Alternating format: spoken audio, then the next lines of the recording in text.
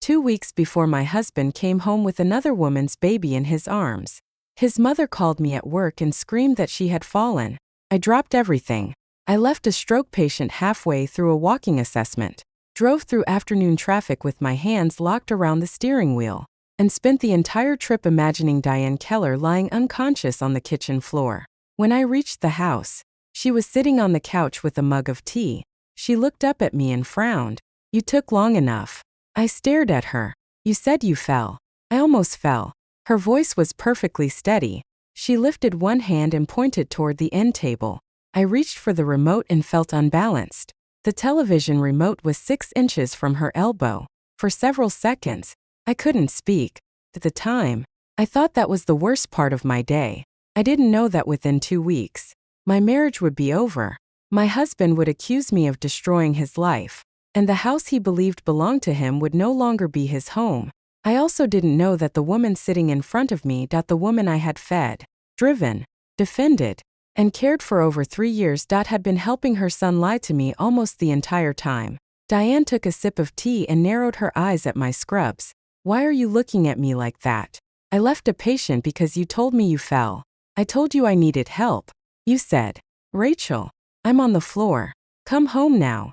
Well, I was frightened. You're sitting upright. Your blood pressure machine is in the cabinet.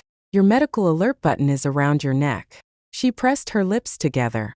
"You don't have to make me feel guilty for needing my family." There it was. The word family, used like a leash. I put my work bag on the chair and walked toward her. "Are you dizzy?" "No." "Any pain?" "My hip aches. More than usual?" She shifted her legs without difficulty. "Not exactly." "Did you hit your head?" "No." "Then why did you say you were on the floor?" Diane's eyes hardened. "You've become very impatient lately." I almost laughed. Instead, I crouched beside her and checked the surgical hip she claimed was bothering her. Her range of motion was good. There was no swelling, no unusual tenderness, and no reason she couldn't have reached the remote herself. Diane had undergone hip replacement surgery 3 years earlier. 3 years. She drove herself to church twice a week. She walked through the grocery store without assistance when she thought no one was watching. She had recently spent 4 hours at a garden show with her friends. But whenever I mentioned increasing my hours at the rehabilitation center, she became helpless again. "I have to go back to work," I said. Her eyebrows rose. "Now?" "Yes, now. But you're already here. I have patience. You have a family too." "I know. Do you?" Her question landed exactly where she intended it to. I stood and picked up the remote. I placed it in her hand. "Keep this next to you." She looked offended. "Don't speak to me as if I'm one of your patients. My patients follow their treatment plans." Her mouth fell open. I regretted the sentence immediately, not because it was untrue, but because I had finally said it aloud. Diane set the remote down with exaggerated care. "Ryan is coming home in 2 weeks. I hope you don't plan to greet him with this attitude." My stomach tightened at the sound of my husband's name. For 3 years, I had measured time by Ryan's promises. After this quarter, after the product launch, after the regulatory review, after the Singapore office is stable, every promise ended with the same sentence. "Just a few more months." Ratch. Now he finally had a confirmed flight to Minneapolis. I should have been excited. Instead, I felt like someone had handed me a test I had spent 3 years preparing to fail. "I'm not giving anyone an attitude," I said. Diane gave me a thin smile. "You've been emotional." "I'm tired. All wives get tired. All people get tired." She ignored that. "You should start preparing the upstairs bedroom." I turned toward her. "The guest room?" "Yes." "For whom?" She picked up her tea again. "Ryan may bring someone from the company. He didn't mention that. He's a busy man. He can't remember every household detail." My fingers tightened around the strap of my bag. "What household detail?" Diane looked toward the stairs. "The room needs to be cleared out. The boxes should go into storage. You may also want to buy a crib." I thought I had misheard her. A crib? Or a portable play yard? Whatever young parents use now. Why would Ryan's coworker need a crib? She blinked once. That tiny pause was the first crack. Then she gave a dismissive wave. "Perhaps one of his colleagues has a baby. I don't know the exact arrangement. You just told me to buy one. I'm trying to help you prepare." "Prepare for what?" Her face changed. "Not much. But enough. The corners of her mouth pulled tight, and her eyes moved away from mine.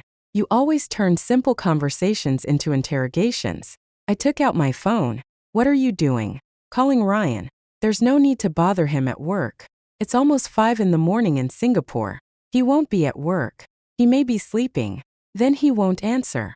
Diane leaned forward quickly. Rachel. I stopped. She rarely used my name unless she wanted to control the next sentence. A good wife supports her husband, she said. She does not question every decision he makes before he even gets home. I looked at her face and felt something cold move through me. Buying a crib isn't supporting his career. You're being dramatic. And you're avoiding the question. She stood from the couch without asking for help. Her hip did not buckle. Her face showed no pain. She walked past me with only the faintest limp, then stopped at the bottom of the stairs. Ryan has sacrificed 3 years for this family, she said. The least you can do is make his return comfortable. I stared at her back. 3 years earlier, Ryan had stood in our kitchen with his hands wrapped around mine. The Singapore assignment had been a major opportunity. If he succeeded, he could move into senior leadership at Larkwell Medical Systems. The relocation package had included housing, transportation, and several paid trips home each year. I had been offered a promotion that same week, program coordinator. It would have increased my salary, reduced my direct patient load, and put me on a management track. I had spent 6 years working toward it. Then Diane had her surgery. Ryan sat beside me at the kitchen table the night before his flight. Mom can't be alone right now, he said. She can stay at the rehabilitation facility for another 2 weeks. She hates it there. She needs professional help. You are professional help. I remembered the way he smiled when he said it, as if my training belonged to him. I pulled my hand away. I'm her daughter-in-law, Ryan. I can help, but I can't be her full-time therapist. Just until she's stable. And my promotion? His expression tightened. There will be other promotions. This one is available now. My assignment is available now too. I didn't ask you to turn it down. No, but I'm asking you to stand beside me. He leaned closer and lowered his voice. This is our future. Rachel, if I do well in Singapore, we'll have options we've never had before. What options? Travel, a bigger house, kids without worrying about money. I had looked around the house my grandmother left me and wondered why he always spoke as if it were too small. Ryan squeezed my hand again. Give me 6 months. Help Mom recover. Then I'll bring you over. 6 months became 3 years. Diane recovered. Ryan never brought me anywhere. I turned back toward her now. I'll ask Ryan about the guest room tonight. She gripped the railing. I already told you what he needs, and I want to hear it from him. Her jaw tightened. You don't trust me? I wanted to say yes. Instead, I said, I need to go back to work. I returned to the rehabilitation center 47 minutes after I had left. Tessa Nguyen was waiting beside the nurse's station with her arms folded. Tessa and I had worked together for 5 years.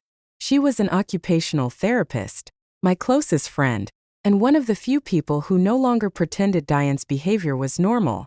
Is she in the hospital? She asked. No. Did she break anything? No. Did she actually fall? I looked down. Tessa closed her eyes. Rachel. She almost fell. Where was the remote this time? I looked at her sharply. How did you know it was the remote? Because last month it was the thermostat. Before that it was a jar she couldn't open. Before that she said the stairs were dangerous. Then posted pictures from a church bowling night. She had hip surgery 3 years ago. She still has bad days. So do you. I glanced toward the therapy gym. My patient, Mr. Alden, was seated beside the parallel bars while another therapist reviewed his exercises. Guilt hit me immediately. I need to apologize to him. You need to stop leaving work every time Diane snaps her fingers. She said she was on the floor. And next time she'll say she can't breathe. Or she's having chest pain. Or she can't remember your address. She knows which words make you panic. That's not fair. No, Tessa said. What she's doing to you isn't fair. I rubbed both hands over my face. Ryan will be home in 2 weeks. Tessa did not smile. Most people congratulated me when they heard the news. Tessa only watched me carefully. And? She asked. And maybe things will finally go back to normal. What was normal? The question irritated me. Being married to someone who actually lives in the same country. That's geography. not a marriage. Tessa, I'm not trying to hurt you. You're doing a good job anyway. Her expression softened. When was the last time Ryan asked how your day went? He asks. When? On video calls. The 7-minute calls where he spends 5 minutes talking about quarterly numbers? I looked away. Tessa stepped closer. When was the last time he paid the property tax? I handle the house expenses. When was the last time he took care of one of his mother's appointments? He's overseas. When was the last time he visited? He's been busy. You keep answering every question with his excuse. I felt heat rise in my face. He's building something for us. Is he? I didn't answer. Tessa lowered her voice. Rachel, you're 31. You turned down a management position. You work reduced hours because Diane manufactures emergencies. You pay for a house you already owned before the marriage. And your husband calls you for 5 minutes every few weeks. What exactly is he building for you? I grabbed the nearest patient chart. I have to work. Okay. She started to walk away, then paused. What did Diane want today? I hesitated. A crib. Tessa slowly turned back. For whom? She said Ryan may bring a coworker who has a baby. And you believe that? No. It was the first honest answer I had given all day. That night, Ryan answered my video call after the 6th attempt. The camera showed only part of his face. He appeared to be walking through a hallway. His tie was loose, and his hair looked damp. Hey, Rach, bad time. You've said that every time I've called this week. I'm preparing to move back across the world. Things are hectic. Where are you? The office. I heard a door close behind him. Then a woman laughed. The sound was faint, but close. Ryan immediately turned the camera toward a blank wall. Who was that? I asked. Someone from accounting. At 5:30 in the morning? He frowned. What? It's 5:30 in Singapore. We're working late. You mean early? He gave a tired sigh. This is exactly why I haven't been calling much. Every conversation turns into an investigation. I stared at the portion of his face still visible on the screen. Your mother told me to prepare the guest room. Okay, and buy a crib. He became still. Only for a second. Then he rubbed his forehead. Mom gets confused. She was very specific. She probably heard me talking about one of the people traveling with me. Who is traveling with you? Rachel. I can't do this right now. It's one question. I'll explain when I'm home. Why can't you explain now? His mouth tightened. Because there's nothing to explain. That doesn't make sense. It makes perfect sense if you trust me. There it was again. Trust. Used the same way Diane used family. Not as something they earned. As something I owed. I looked directly into the camera. Did you ask your mother to tell me to buy a crib? No. Is someone bringing a baby to our house? He glanced to his right. Someone was standing near him. I could tell by the way his eyes shifted. Ryan, I have to go. Wait, I'll call this weekend. You said that last weekend. I'm busy, Rachel. And I'm your wife. His face hardened. Then act like one and support me instead of adding to my stress. The call ended. I sat with the phone in my hand for a long time. 3 years earlier, that sentence would have made me apologize. That night, it made me open our joint financial account. Ryan transferred money into it irregularly. Sometimes $800. Sometimes $500. Once, nothing for 3 months. The utilities alone cost more than that during a Minnesota winter. I had paid the property taxes. I had paid for the furnace repair. I had paid the deductible after a storm damaged the roof. I had covered Diane's copays, her prescriptions, her meal deliveries, and the grab bar she insisted had to be installed in 2 bathrooms. Ryan liked to tell people he supported a wife and mother back home. In reality, I was supporting his life in America while he built another one somewhere else. I didn't know that yet, but I was beginning to understand that the numbers did not match the marriage I had been defending. The next morning, I received an email from Larkwell Medical Systems. First, I assumed it was another notice about Ryan's relocation. The subject line read, Annual Family Travel Benefit Confirmation. Ryan had listed my email years earlier as his spouse and emergency contact. The company wanted confirmation that previous travel benefits had been properly issued before closing his international assignment. I opened the attachment. The first line showed a flight from Singapore to Bangkok. The second showed Singapore to Phuket. The third showed Singapore to Sydney. The fourth showed Melbourne. I scrolled faster. Every trip had been submitted under the category of family reunion travel. None of the flights went to Minneapolis. None came anywhere near Minnesota. I checked the dates. One trip took place during the week Ryan told me he had pneumonia. Another happened over our anniversary, when he claimed the Singapore office was undergoing an emergency compliance review. A 10-day trip to Australia occurred during the same month. Diane accused me of being selfish for asking Ryan to come home. I printed the documents at work. When I returned home that evening, Diane was at the kitchen counter opening mail. I laid the papers in front of her. "What are these?" She looked down. Her face changed before she answered. "That was all I needed to see." "Where did you get them?" she asked. "Ryan's company sent them." "You shouldn't be reading his employment records. They were sent to me as his spouse." She reached for the papers. I placed my hand over them. "Why did Ryan use family travel benefits to fly to Thailand and Australia?" "I don't know anything about his company policies." "You recognize the documents." "I recognize the logo." "Was he traveling alone?" Her nostrils flared. "Ask your husband." I did. "He doesn't answer questions. Perhaps because he is exhausted by your suspicion." I stared at her. "Did you know he was taking these trips?" "No." The answer came too quickly. "Diane." She grabbed the top page and tried to pull it toward her. I held on. "Let go." She snapped. "No." Her eyes widened.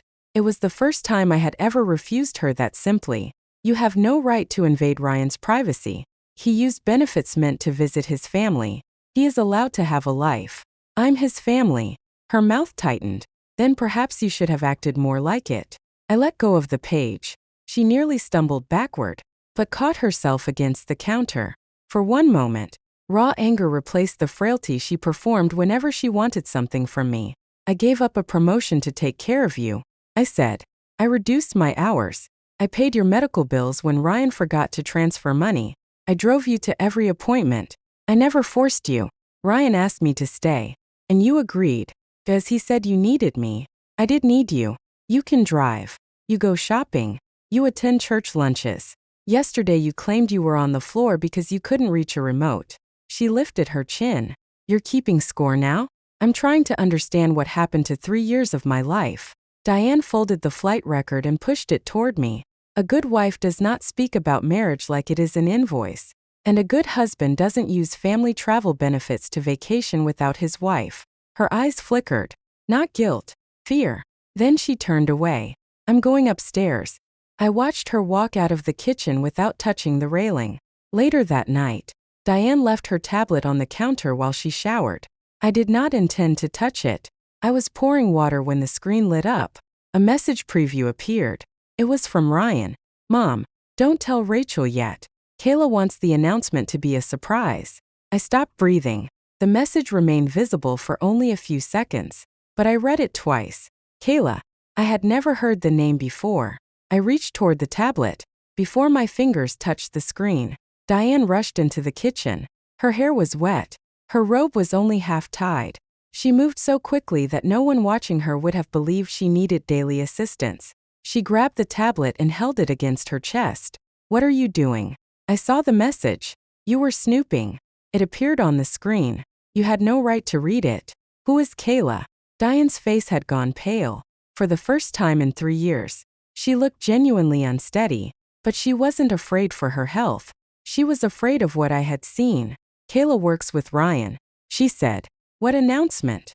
"I don't know. He told you not to tell me. Ryan discusses many things with me." "What is he hiding?" Her lips pressed into a hard line. "You're tired.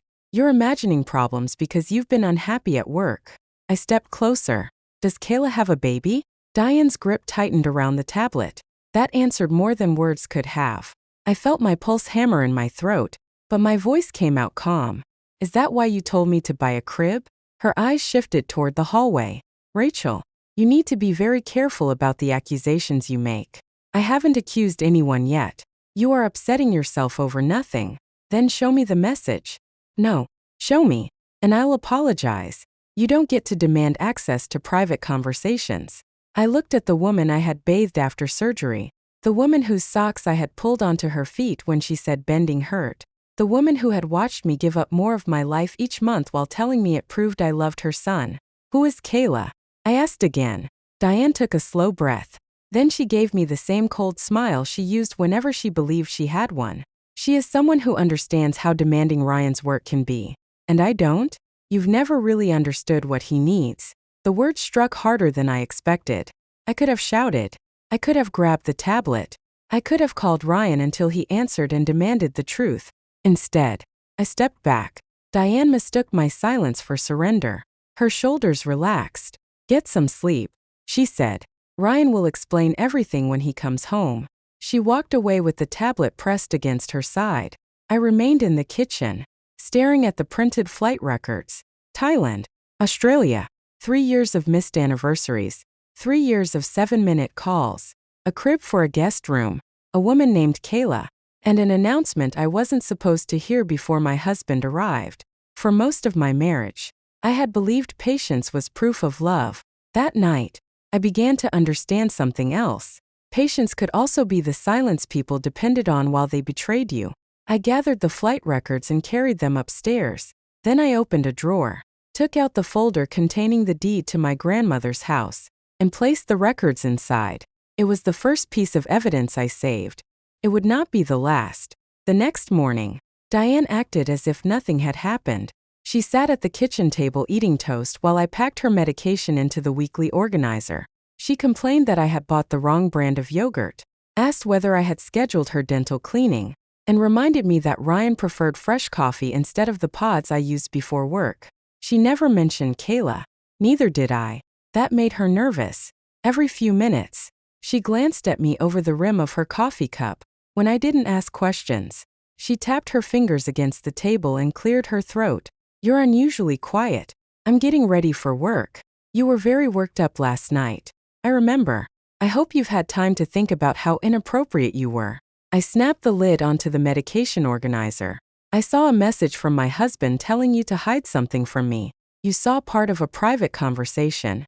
Who is Kayla? Diane sighed and pressed 2 fingers to her temple. We already discussed this.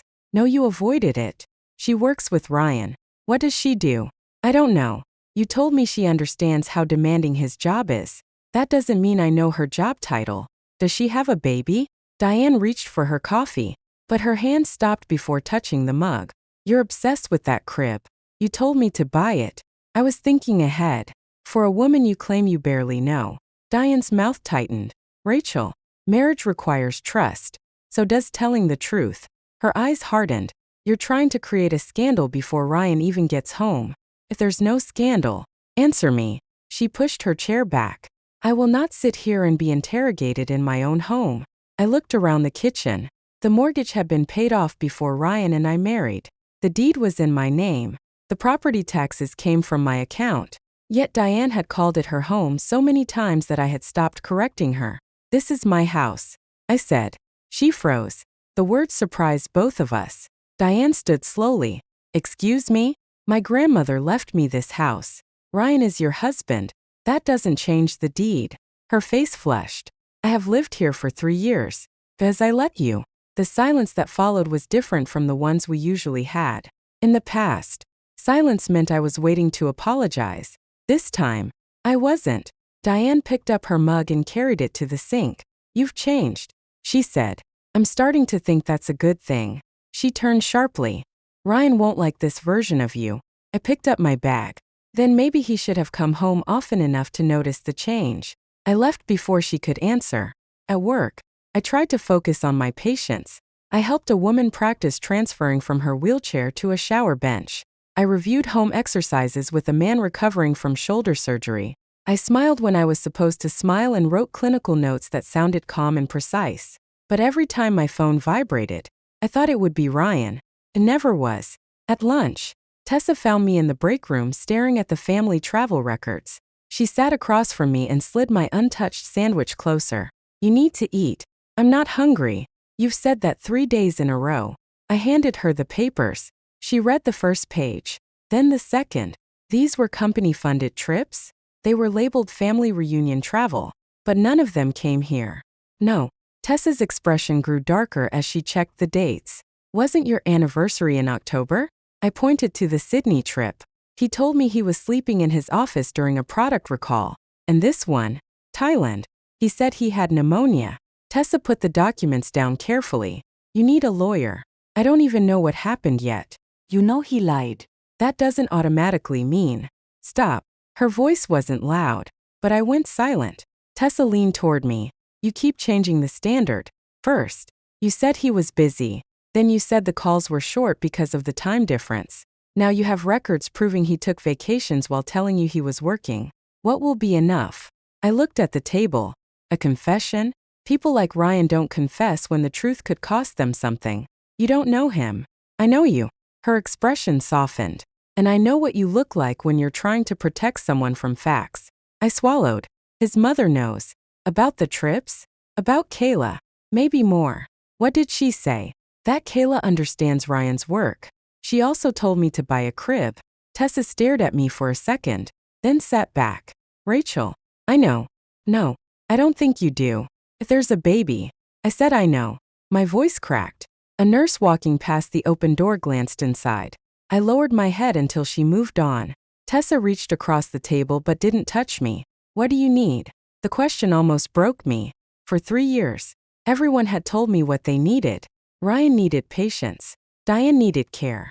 My patients needed consistency. The clinic needed flexibility. No one asked what I needed because I had trained them not to. I need proof, I said. Tessa nodded. Then get proof before you confront him. That feels dishonest. He's been lying for years. That doesn't mean I want to become like him. Collecting information about your own marriage isn't betrayal. I folded the papers and put them back into the folder. What if I'm wrong? Then a lawyer will tell you that you're wrong. And you'll go home. And if I'm right? Tessa held my gaze. Then you stop letting them decide what happens to you. That evening, I drove Diane to an orthopedic follow-up appointment. Her surgeon told her she was doing well. You can continue your normal activities, he said. Walking, light strength training, driving. You don't need daily supervision. Diane smiled politely. Then, as soon as we reached the parking lot, she grabbed my arm. He doesn't understand how bad my pain gets. You told him it was a 2 out of 10. I was trying not to complain. He asked you directly. Doctors rush people. He spent 20 minutes with you. She released my arm and frowned. Why are you arguing about everything? I'm repeating what he said. Your attitude is making me anxious. I opened the passenger door. Then maybe we should talk about other living arrangements. Her head snapped toward me. What? A senior apartment. Assisted living. Somewhere with transportation and staff. I am not going into a nursing home. I didn't say nursing home. You want to get rid of me before Ryan comes back. I want you to have support that doesn't depend entirely on me. I have family support. You have me. You are family. Ryan is your son. Her lips parted, but no answer came. I helped her into the car, though she no longer needed help. Halfway home, Diane asked me to stop at the pharmacy. She went inside by herself because the drive-through line was too long. While I waited, I noticed her tablet on the passenger side floor. She had taken it to the appointment to read in the waiting room. The screen was dark. I looked away. Then it lit up with a video call notification. Kayla Brooks. The name stayed on the screen while the tablet rang. I didn't answer. I didn't need to. A small profile image appeared beside the name. A young blonde woman was holding a baby against her chest. My hands went cold. The call ended. A notification appeared beneath it. New photos added to shared album. Noah. I stared at the screen. I could have pretended I hadn't seen it. I could have returned the tablet and waited for Ryan to explain at the airport. Instead, picked it up. The device opened without a password. The shared album was already visible. The first photograph showed a newborn wrapped in a blue hospital blanket. Ryan stood beside the bed. His hand rested on Kayla's shoulder. And he was smiling in a way I had not seen in years. Not tired. Not rushed. Not annoyed. Happy. The next picture showed him holding the baby against his chest. A caption underneath read, Noah James Keller. 6 pounds. 11 ounces. Dad hasn't stopped crying. I stopped breathing. Keller. The baby had my husband's last name. I swiped again. Kayla was sitting beside Ryan at a restaurant in Sydney, her hand resting over a small pregnancy bump. Another photo showed the two of them on a beach in Thailand. Ryan's arm was around her waist. The date was the week he had told me he had pneumonia. I swiped faster. A sonogram. A baby shower. Ryan assembling a crib, Diane smiling during a video call, while Kayla held up a tiny onesie. One photograph showed the baby sleeping with a handwritten card beside him. "Grandma, you'll get to hold me soon." The image was dated 4 months earlier. Diane had known before Noah was born. Maybe she had known from the beginning. My thumb hovered over the screen as a new message appeared. "Kayla, is Rachel still planning to meet us at the airport?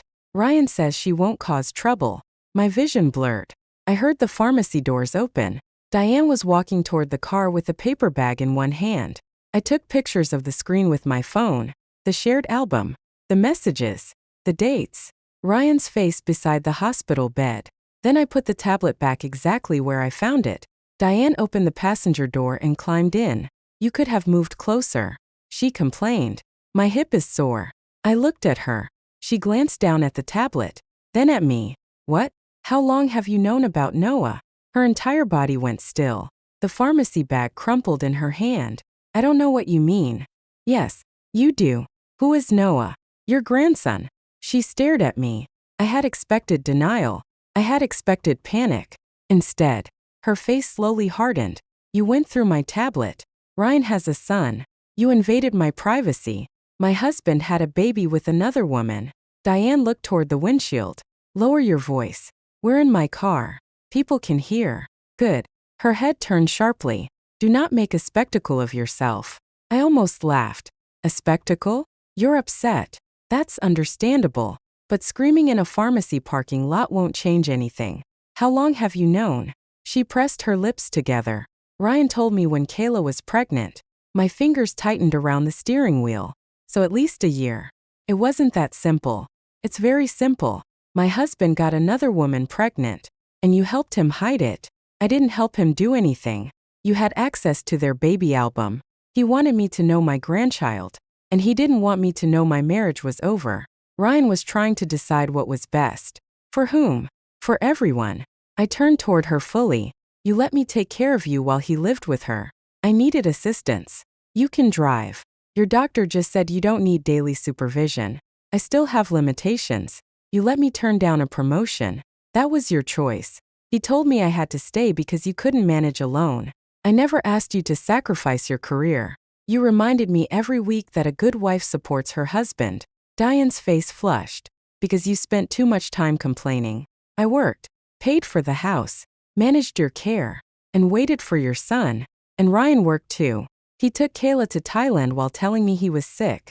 You don't know the circumstances." I saw the pictures. Her expression changed. That was when she realized I had seen everything. "How many?" she asked. "Enough. You had no right." "Stop saying that." My voice came out sharper than I intended. Diane flinched. "But I didn't apologize. You do not get to lecture me about privacy after helping your son hide another family." Her eyes narrowed. "Ryan was lonely." Hier. "What?" "He spent years overseas. You were here. Kayla was there. Because Ryan asked me to stay and care for you. He didn't force you." "You keep saying that like it excuses him." "I am not excusing anyone. You knew Kayla was pregnant." "Yes." "You knew Noah was born." "Yes." "You knew Ryan was bringing them here." Diane looked away. "Ryan wants his son to have a stable home." I felt something inside me go quiet. Not break. Settle. "The crib," I said. "You expected me to prepare a room for his child. It would only be temporary. And Kayla? She needs somewhere to stay until arrangements are made." "Arrangements? Rachel, you don't have children. You don't understand what is at stake." I stared at her in disbelief. "What exactly do you think I should do?" Diane's shoulders relaxed slightly. She mistook my calmness for willingness to negotiate. "You shouldn't make any decisions while you're angry." "What should I do?" "You should listen to Ryan. And then? He still cares about you." I let out a short laugh. "He had a baby with someone else. Marriage is complicated." "No, Diane, your son made it complicated." She lowered her voice. "If you approach this maturely, there may still be a place for you in Ryan's life." "A place?" "You've always been good at keeping the household organized. Kayla is young. She'll need help with the baby." For several seconds, I could only look at her. She wanted me to keep the house, pay the bills, care for her, help raise Ryan's child, and be grateful that there might still be a place for me. "You think I should let them move into my house?" Diane's mouth tightened. It is Ryan's home too. No, it isn't. You are married. The house came from my grandmother. Ryan has lived there for years. Not for the last 3. He has legal rights. Do you know that? Or are you hoping I don't? She stared at me. I started the car. Diane grabbed my wrist. You cannot punish Noah for Ryan's mistake. I looked down at her hand until she released me. Noah is innocent. Then think about what he needs. He needs parents who tell the truth and take responsibility. Ryan plans to. By moving into my house? You are being selfish. I nodded slowly. That's what you think selfish looks like? You have a home, career, and no children depending on you. Kayla has a baby. And I have a husband who lied to me for years. You can survive this. The sentence was so cruel because she meant it as praise. I could survive it. So they had decided I should. I drove home without speaking. Diane tried twice to start a conversation. But I turned on the radio and increased the volume. When we arrived, she went straight upstairs and called Ryan. I could hear her through the closed door. She knows. A pause. No, I didn't tell her. She looked at the tablet. Another pause. She's angry, but she'll calm down. I stood at the bottom of the stairs. Diane continued in a lower voice. You need to talk to her before she does something impulsive. I went into the kitchen and opened my laptop. I did not call Ryan. I did not confront Kayla. I searched for divorce attorneys in Minneapolis.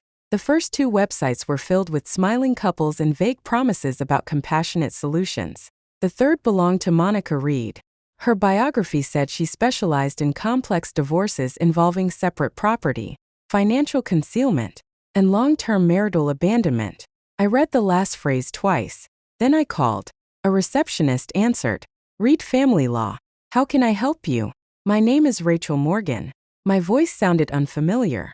I need to schedule a consultation. Is this regarding divorce, custody, or another family matter? Divorce. The word hurt less than I expected. The receptionist asked whether there was immediate danger. No. Do you share children? No. Do you own property together? I looked around the kitchen my grandmother had once filled with music, recipe cards, and Sunday dinners. My husband thinks we do. There was a brief pause. The receptionist's tone became more attentive. I can schedule you with Ms. Reed tomorrow afternoon. I'll be there. After the call, I created a new folder on my laptop. I saved the flight records. I uploaded the photographs from Diane's tablet. I downloaded bank statements showing every mortgage-related payment, property tax bill, insurance payment, and repair expense I had covered. Then I found Ryan's messages from the last 3 years. Can't make it home this quarter. Mom needs you more than I do right now. Stop worrying about money. This assignment is for us. You're the strong one. Ratch. I know you can handle it. I read that last sentence several times. I had once believed Ryan called me strong because he admired me. Now I understood that he called me strong whenever he needed permission to abandon me. My phone rang. Ryan. I watched his name appear on the screen. Stairs. Diane stopped talking. She was listening. I answered. Hi, Ryan. He released a long breath. Mom says you went through her tablet.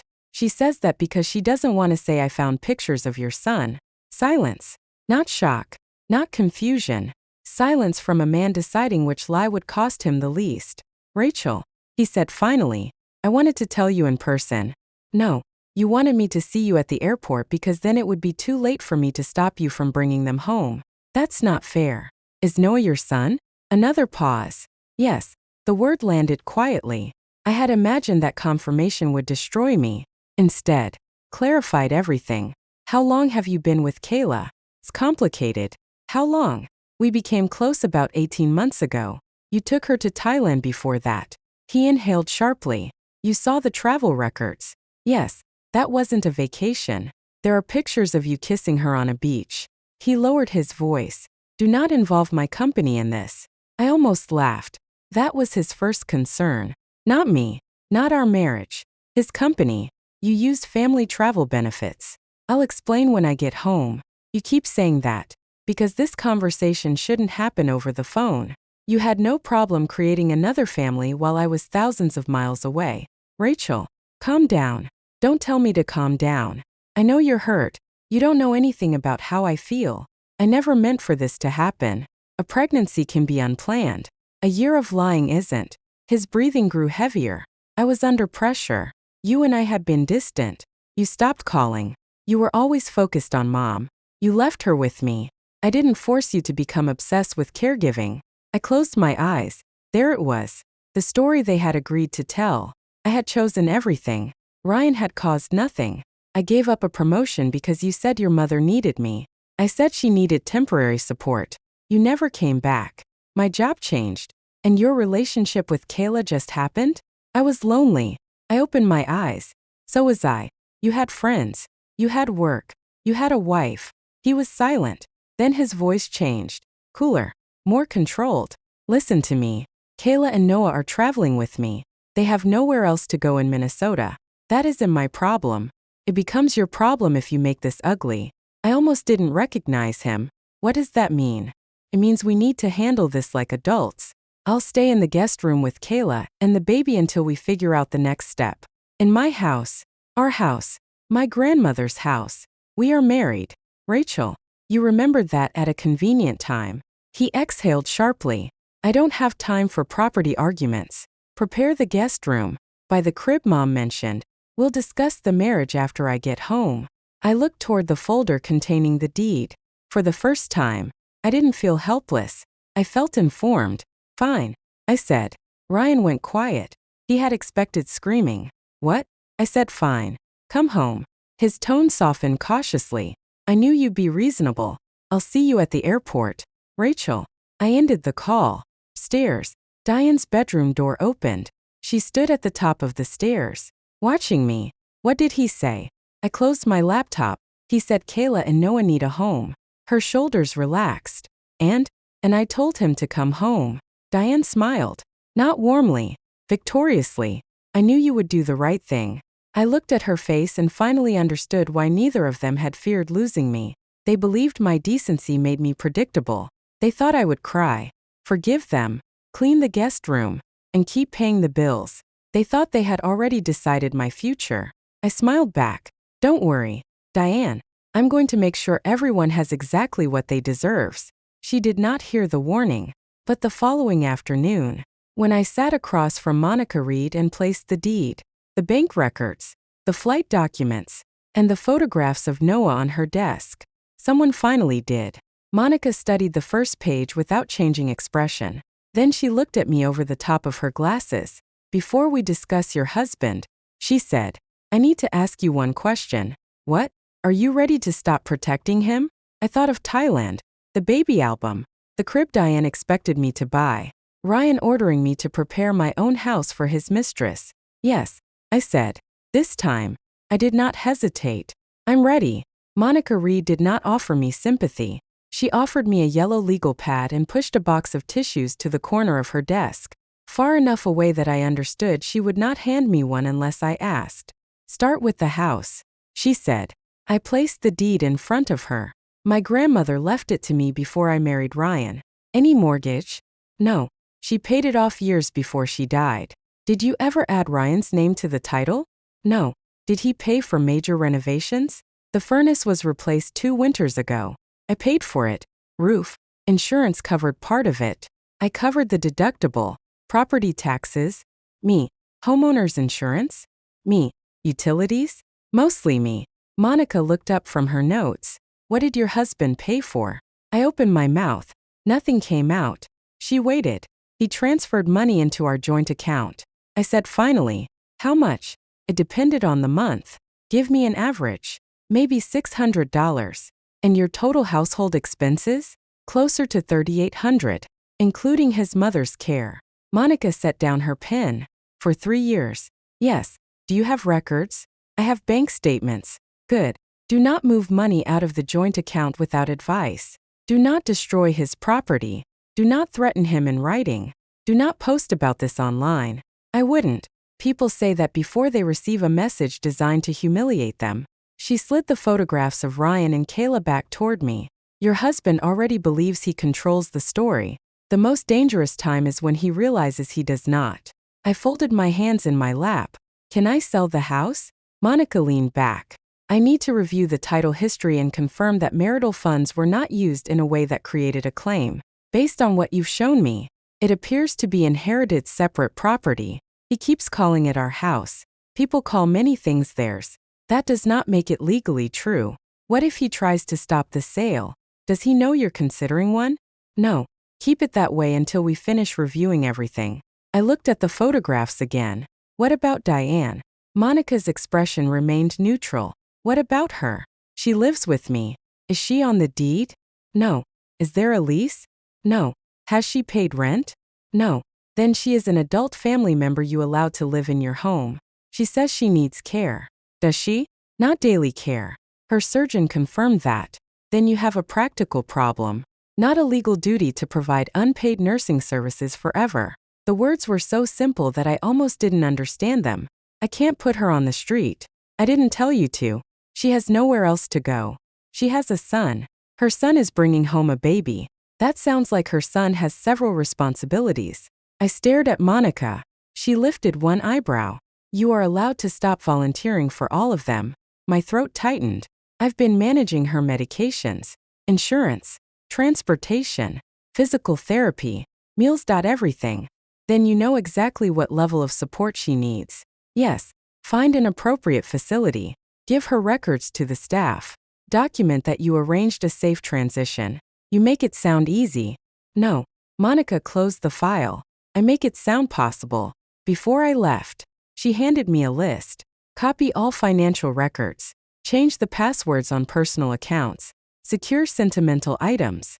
Photograph the house. Create an inventory of Ryan's and Diane's belongings. Communicate in writing whenever possible. Do not reveal the plan before the legal documents were ready. At the bottom, she had written one sentence in capital letters. Do not warn people who have already shown they will use the warning against you. I read it twice. When I arrived home, Diane was standing in the kitchen with a measuring tape. She stretched it along the wall beside the window. What are you doing? She jumped and dropped the tape. You startled me. I used the front door. I didn't hear you. I looked at the measurement written on a notepad. 38 inches. What is that for? The crib. My stomach tightened, but I kept my face still. I thought we were putting it in the guest room. Diane picked up the tape. Kayla may want the baby close to the kitchen during the day. You've spoken to her? Diane avoided my eyes. Ryan mentioned it. When? This morning. He hasn't called me. He knows you're working. He used to know I was working when he called to ask me to handle your insurance appeals. Her lips thinned. I thought you said you were going to be reasonable. I am. You don't sound reasonable. I took the notepad from the counter. Below the window measurement, Diane had written a list. Crib, changing table, bottle sterilizer, rocking chair, blackout curtains. On the next page, she had listed changes to my bedroom. Move Rachel's dresser. Clear half the closet. Remove family photographs. I slowly looked up. Why would my dresser need to be moved? Diane reached for the notepad. It's only an idea. Why would Kayla need half of my closet? She has been living overseas for years. She'll have several suitcases. Then she can use the guest room closet. That room is small. It was large enough when you wanted me to move my office into it. Diane snatched the notepad from my hand. You said you would listen to Ryan. I said he should come home. That means cooperating. No, it means he should come home. Her eyes narrowed. You're planning something. I smiled. I'm planning to make room. She studied my face, trying to decide whether to believe me. Finally, her shoulders lowered. Good, she said, because anger won't help you keep your marriage. I carried my work bag upstairs before she saw my expression. The next morning, I called Evelyn Price. Evelyn had supervised my clinical internship years earlier. She had moved to Seattle to direct Cascade Rehabilitation Center and had contacted me twice about management openings. Both times, I had declined. The first time, Diane was still recovering. The second time, Ryan told me changing jobs would make his return unnecessarily complicated. Evelyn answered on the third ring. Rachel Morgan, either you're finally accepting my offer, or you're calling to tell me you've adopted another excuse.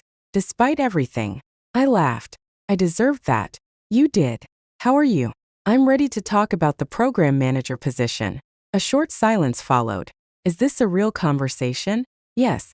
Not a hypothetical conversation where you ask about salary and then tell me your mother-in-law needs you? A real one. Her voice became more serious. What changed? My marriage is ending. I'm sorry. I'm not sure I am yet. That's also allowed. I closed my office door. Is the position still available? It was filled. My heart sank. Then Evelyn continued.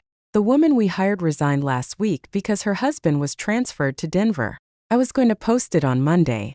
I sat straighter. What do you need from me? À résumer. References. And an honest answer. About what? Can you manage people who will not always like your decisions? I thought of Diane at the kitchen counter. Yes. Can you protect a budget without apologizing every time you say no? I thought of Ryan's $600 transfers and the bills I had covered. Yes. Can you stop doing everyone's job for them? That answer took longer. I'm learning. Evelyn laughed softly. That may be the most honest answer you've ever given me. She scheduled a video interview for the next afternoon. I prepared for it between patient appointments and phone calls from Diane. She called once because the washing machine beeped. Once because she could not find an insurance letter I had filed for her. Once because she wanted to know whether Kayla preferred cotton or bamboo crib sheets. I ignored the third call. When I arrived home, she was waiting by the door. You didn't answer. I was working. The baby needs sheets. The baby already has parents. Her eyes flashed. That attitude is not going to help. Then Ryan and Kayla can buy the sheets they like. Ryan will reimburse you. He hasn't reimbursed me for your dental work from last year. That was family. So is his son. Diane stared at me. I walked past her before she could find another way to turn the sentence against me. The interview with Cascade lasted almost an hour. Evelyn and 2 department directors asked about staffing shortages, patient safety, insurance delays, and employee burnout. One director, a man named Marcus Bell, frowned at my resume. You've stayed in the same community role for 6 years. Why are you ready for management now? Because I've been doing management without authority. I said, I coordinate care across clinics, train new therapists, handle family conflicts, and step in when discharge plans fail. Why didn't you pursue advancement earlier? I could have set family obligations. Instead, I told the truth. I allowed other people's needs to make my career decisions. Marcus watched me carefully. And that won't happen again? No. Evelyn leaned toward the camera. When could you relocate? Within 2 weeks. The answer surprised even me. The next morning, Evelyn called. We want you. I closed my eyes. My first emotion was relief. The second was guilt. Diane had a cardiology appointment next month. Her prescription plan needed renewal in the fall. Ryan would be returning with a 6-month-old baby. Then I remembered Monica's words. Her son has several responsibilities. I accept, I said. Evelyn let out a pleased breath. Welcome to Cascade. I stayed in my car after the call ended. For 3 years, every major decision had required Ryan's approval or Diane's accommodation. That morning, I accepted a new job without asking either of them. Nothing terrible happened. The world did not collapse. I simply had a future again. Finding an appropriate place for Diane was more complicated.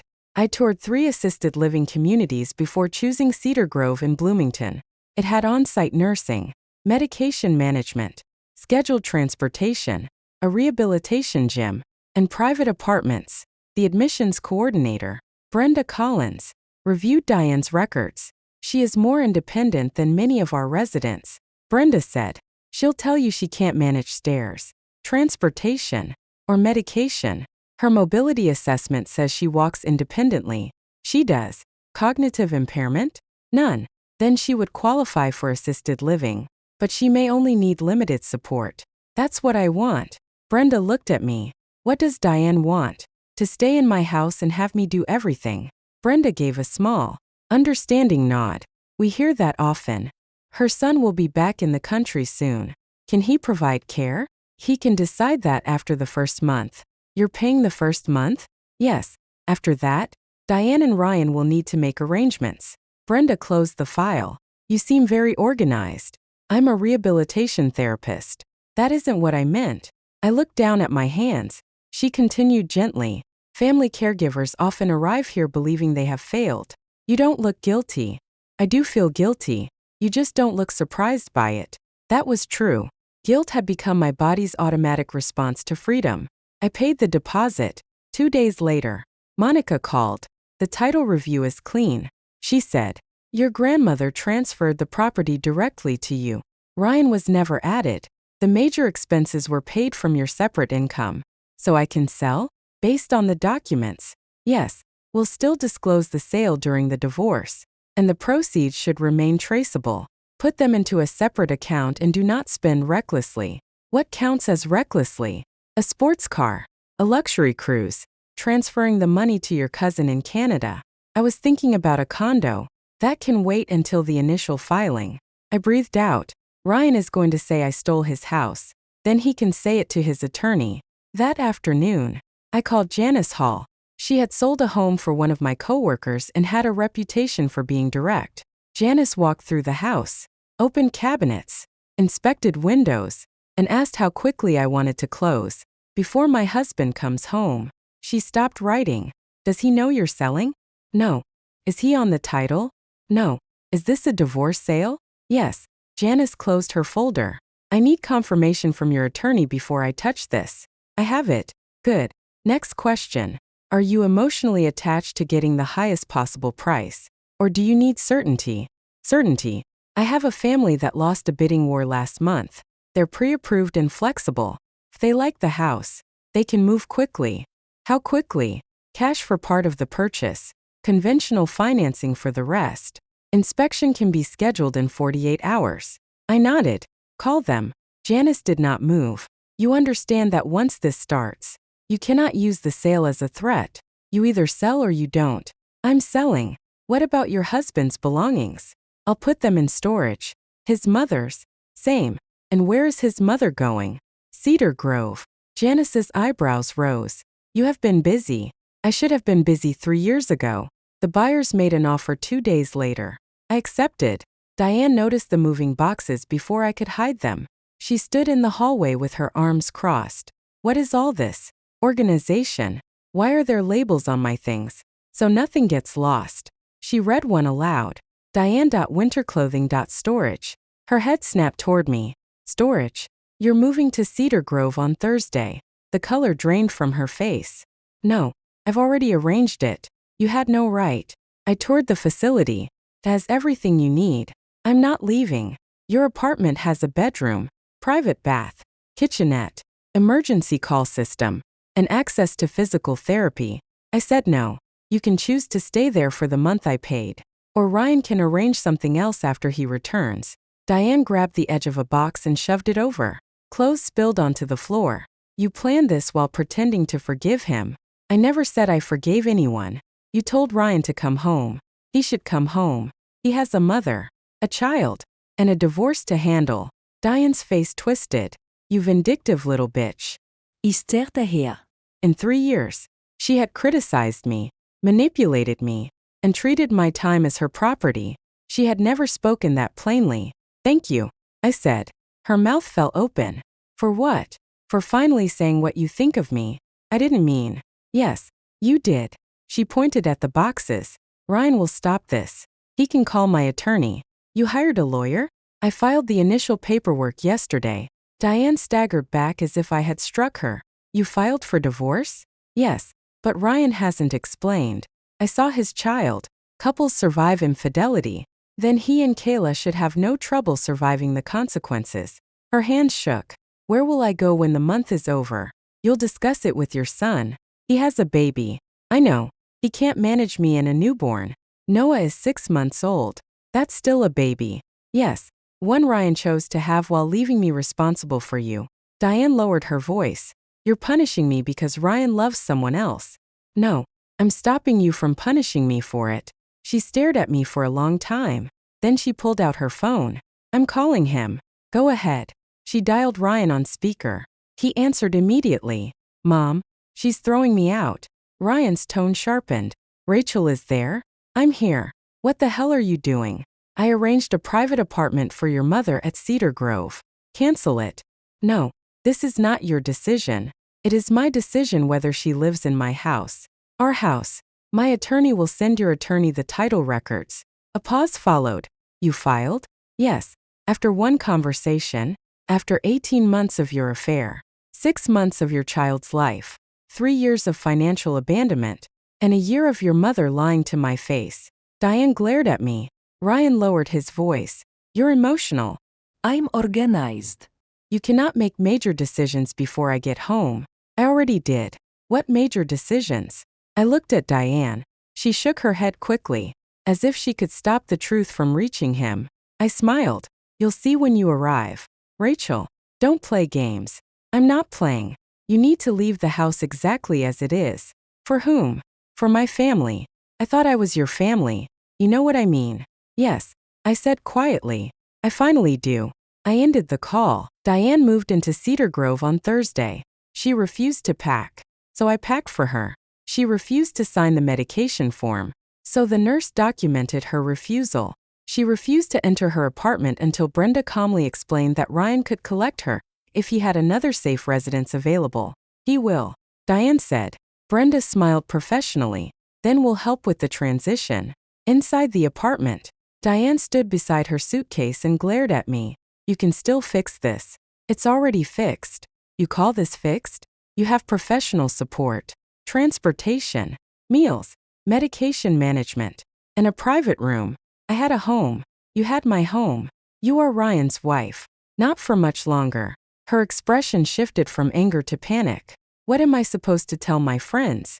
I almost laughed. That was what frightened her. Not losing me. Explaining why. Tell them your son came home with his girlfriend and baby, so your daughter-in-law decided to move. Diane's face turned red. You wouldn't. I don't plan to tell anyone.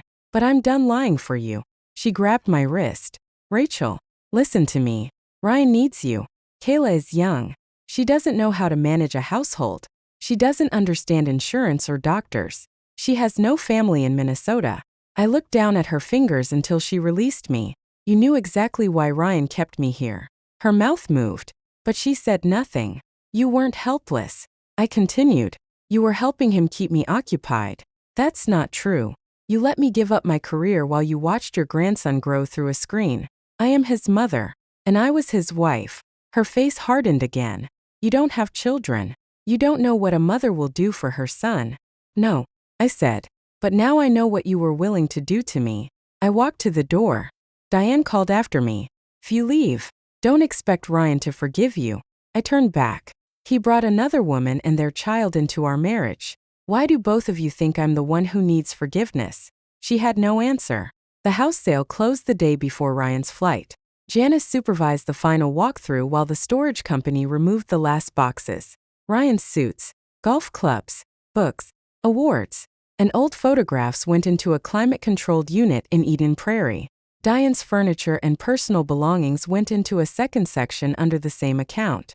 I prepaid 3 months. I created an inventory. I photographed everything. I placed the storage keys in a white envelope. By evening, the house was empty except for a folding table in the living room. On it, I arranged the documents in neat stacks. The closing papers, the divorce petition, the storage agreement, the Cedar Grove invoice, 3 years of household expenses, Monica's business card. Janice looked at the table and then at me. You're really meeting him at the airport? Yes, you could have him served there. I want him to come here first. Why? Because he told Kayla this house belonged to him. Janice studied my face. You want him to see that it doesn't. I want all 3 of them to understand that I'm no longer part of their plan. My phone buzzed. A message from Ryan. Landed. Baggage claim in 20 minutes. Don't make a scene when you see us. The word no longer hurt. It only confirmed that the final piece had arrived exactly on schedule. I picked up my purse and handed Janice a spare key. The buyers arrive at 6? They do. And you'll wait here? I'll handle the handoff. She glanced at the empty room. What are you going to say when he asks where everything went? I opened the front door. The truth. I drove toward Minneapolis, St. Paul International Airport with the divorce papers already filed, the house already sold, Diane safely transferred, and my new job waiting in Seattle. Ryan believed he was coming home to take control of my life. He had no idea he was about to walk into a house that no longer belonged to either of us. I recognized Ryan before he saw me. 3 years had changed him in small ways. His hair was shorter. His face was thinner. The gray suit he wore looked expensive enough to suggest success without proving it. For a second, I saw the man I had married. Then the young woman beside him slipped her arm through his. and the illusion disappeared. Kayla Brooks looked younger than she had in Diane's photographs. Her blonde hair was pulled into a loose ponytail, and exhaustion showed beneath her makeup. She carried Noah against her chest while Ryan pushed 2 large suitcases and kept one hand at the small of her back. It was an intimate gesture. Protective. Familiar. The kind of touch I had waited 3 years to receive. Ryan noticed me near the baggage claim exit. His expression did not show guilt. He looked annoyed. He said something to Kayla, then guided her toward me. Rachel. No hug. No apology. Not even a nervous smile. His eyes moved over my face as if he were checking whether I planned to embarrass him. You came, he said. You told me to. Kayla shifted Noah higher on her shoulder. The baby made a soft sound and grabbed a strand of her hair. Ryan glanced around. Let's not do this here. I looked directly at the child. He had Ryan's eyes. I hated myself for noticing. How old is he? Kayla's grip tightened around the baby. Ryan answered. 6 months. What's his name? You already know. I want to hear you say it. His jaw tightened. Noah. Noah what? Kayla looked at Ryan. He exhaled through his nose. Noah James Keller. My husband's name.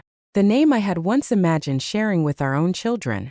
I looked at Ryan's hand resting against Kayla's back. Is he yours? Ryan's face became cold. Yes. No hesitation. No shame. Just one clean word that dismissed 3 years of marriage. Kayla lowered her eyes. But Ryan stepped closer. You've seen the pictures. There's no point pretending this is a surprise. I wanted to see whether you could admit it while looking at me. I admitted it. And that's all you have to say? What do you want me to say? Rachel. I don't know. Maybe start with an apology. His mouth twisted. I'm sorry you found out the way you did. I almost laughed. You're sorry I found out. That isn't what I said. It's exactly what you said. Noah began to fuss. Kayla bounced him gently and gave me a strained smile. I know this is difficult. I turned toward her. Do you? Her smile disappeared. Ryan told me your marriage had been over for years. Did he? He said you were living separate lives. We were living on separate continents because he asked me to stay in Minnesota and care for his mother. Ryan's head snapped toward me. Don't involve Mom. She helped you hide the baby. Kayla looked at him. You said Diane told her recently. Ryan ignored her. This conversation is getting out of control. No, it's finally becoming honest. He rubbed his forehead and glanced at the people moving around us. Rachel, I have been traveling for almost 20 hours. Kayla is exhausted. Noah needs to be fed. We are going home. Home. His eyes narrowed. Yes, home. Which home? He stared at me as if I were being deliberately stupid. Our house. Kayla looked between us. Ryan continued, speaking slowly. We are not going to argue at the airport.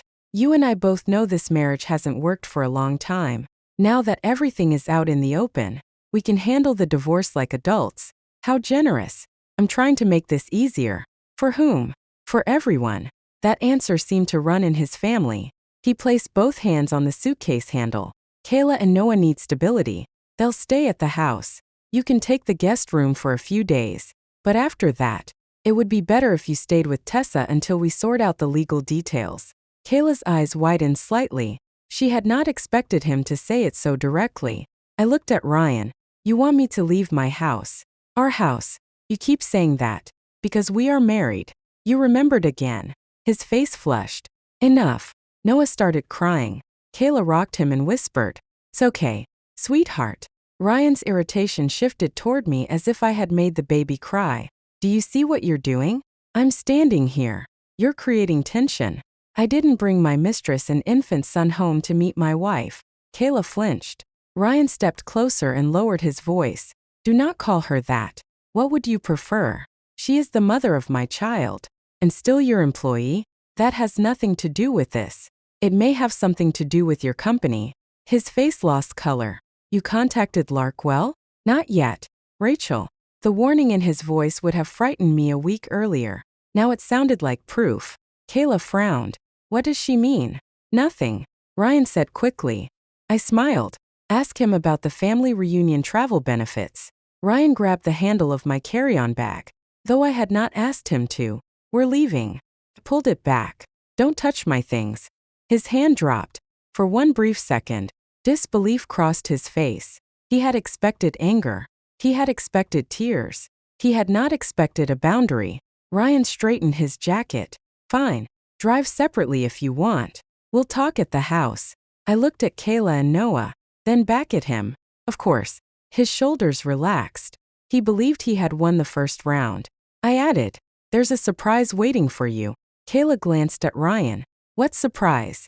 He gave her a confident smile. "Rachel probably prepared something for the baby." I held his gaze. "Something like that." Ryan insisted on riding with Kayla in a rental SUV because their luggage would not fit in my car. He gave me instructions before leaving the parking garage. "Don't take the freeway through downtown. There's construction. I live here." "Ryan, I'm trying to help. You haven't lived here for 3 years." His expression tightened.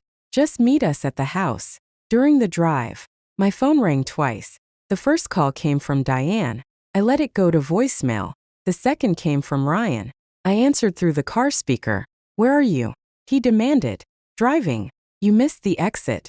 "No, you took the wrong exit." There was a pause. Then Kayla's voice came through. "He said he knew the way." Ryan spoke over her. "The roads changed." "The roads didn't change. I haven't been here in a while." "Exactly." He hung up.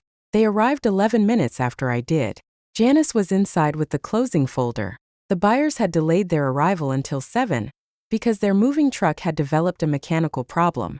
That gave Ryan just enough time to understand what had happened. He stepped out of the SUV and looked at the front yard. "Why is the sign gone?" "What sign?" "The welcome home banner Mom said you were putting up." "I never agreed to a banner." Kayla opened the rear door and removed Noah's car seat. Ryan walked toward the porch, pulling suitcases behind him.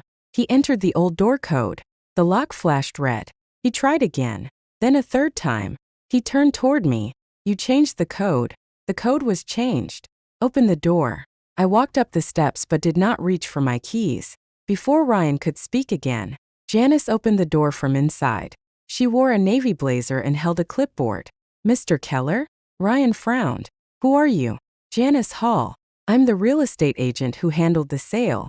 He stared at her. "What sale?" Janice looked at me. I nodded. "The sale of this property," she said. Ryan did not move. Kayla shifted the car seat in her hand. "What is she talking about?" Ryan gave a short, humorless laugh. "She's not talking about anything. Rachel can't sell our house." Janice's expression remained professional. "The sale closed yesterday." "No." "Yes." He stepped past her. The moment he entered the house, he stopped. The living room was empty. His eyes moved from the bare walls to the open hallway, then toward the stairs. "Where is everything?" "Storage," I said. He dropped the suitcase handle. The bag hit the floor. "What did you do?" "I sold my house." His face tightened until the muscles in his jaw stood out. "You sold our home without telling me?" "I inherited it from my grandmother before our marriage." "That doesn't mean you can empty it." "Yes, it does." "No, it doesn't." Janice lifted her clipboard. "Mr. Keller." The title and sale were reviewed by counsel. Ms. Morgan was the sole legal owner. Ryan spun toward her. "This is a marital residence. You should discuss any claim with your attorney. Get out." Janice did not react. "I am here on behalf of the seller and the new owners. I live here. You no longer have a right to occupy the property." His face went blank. The words were too direct for him to dismiss.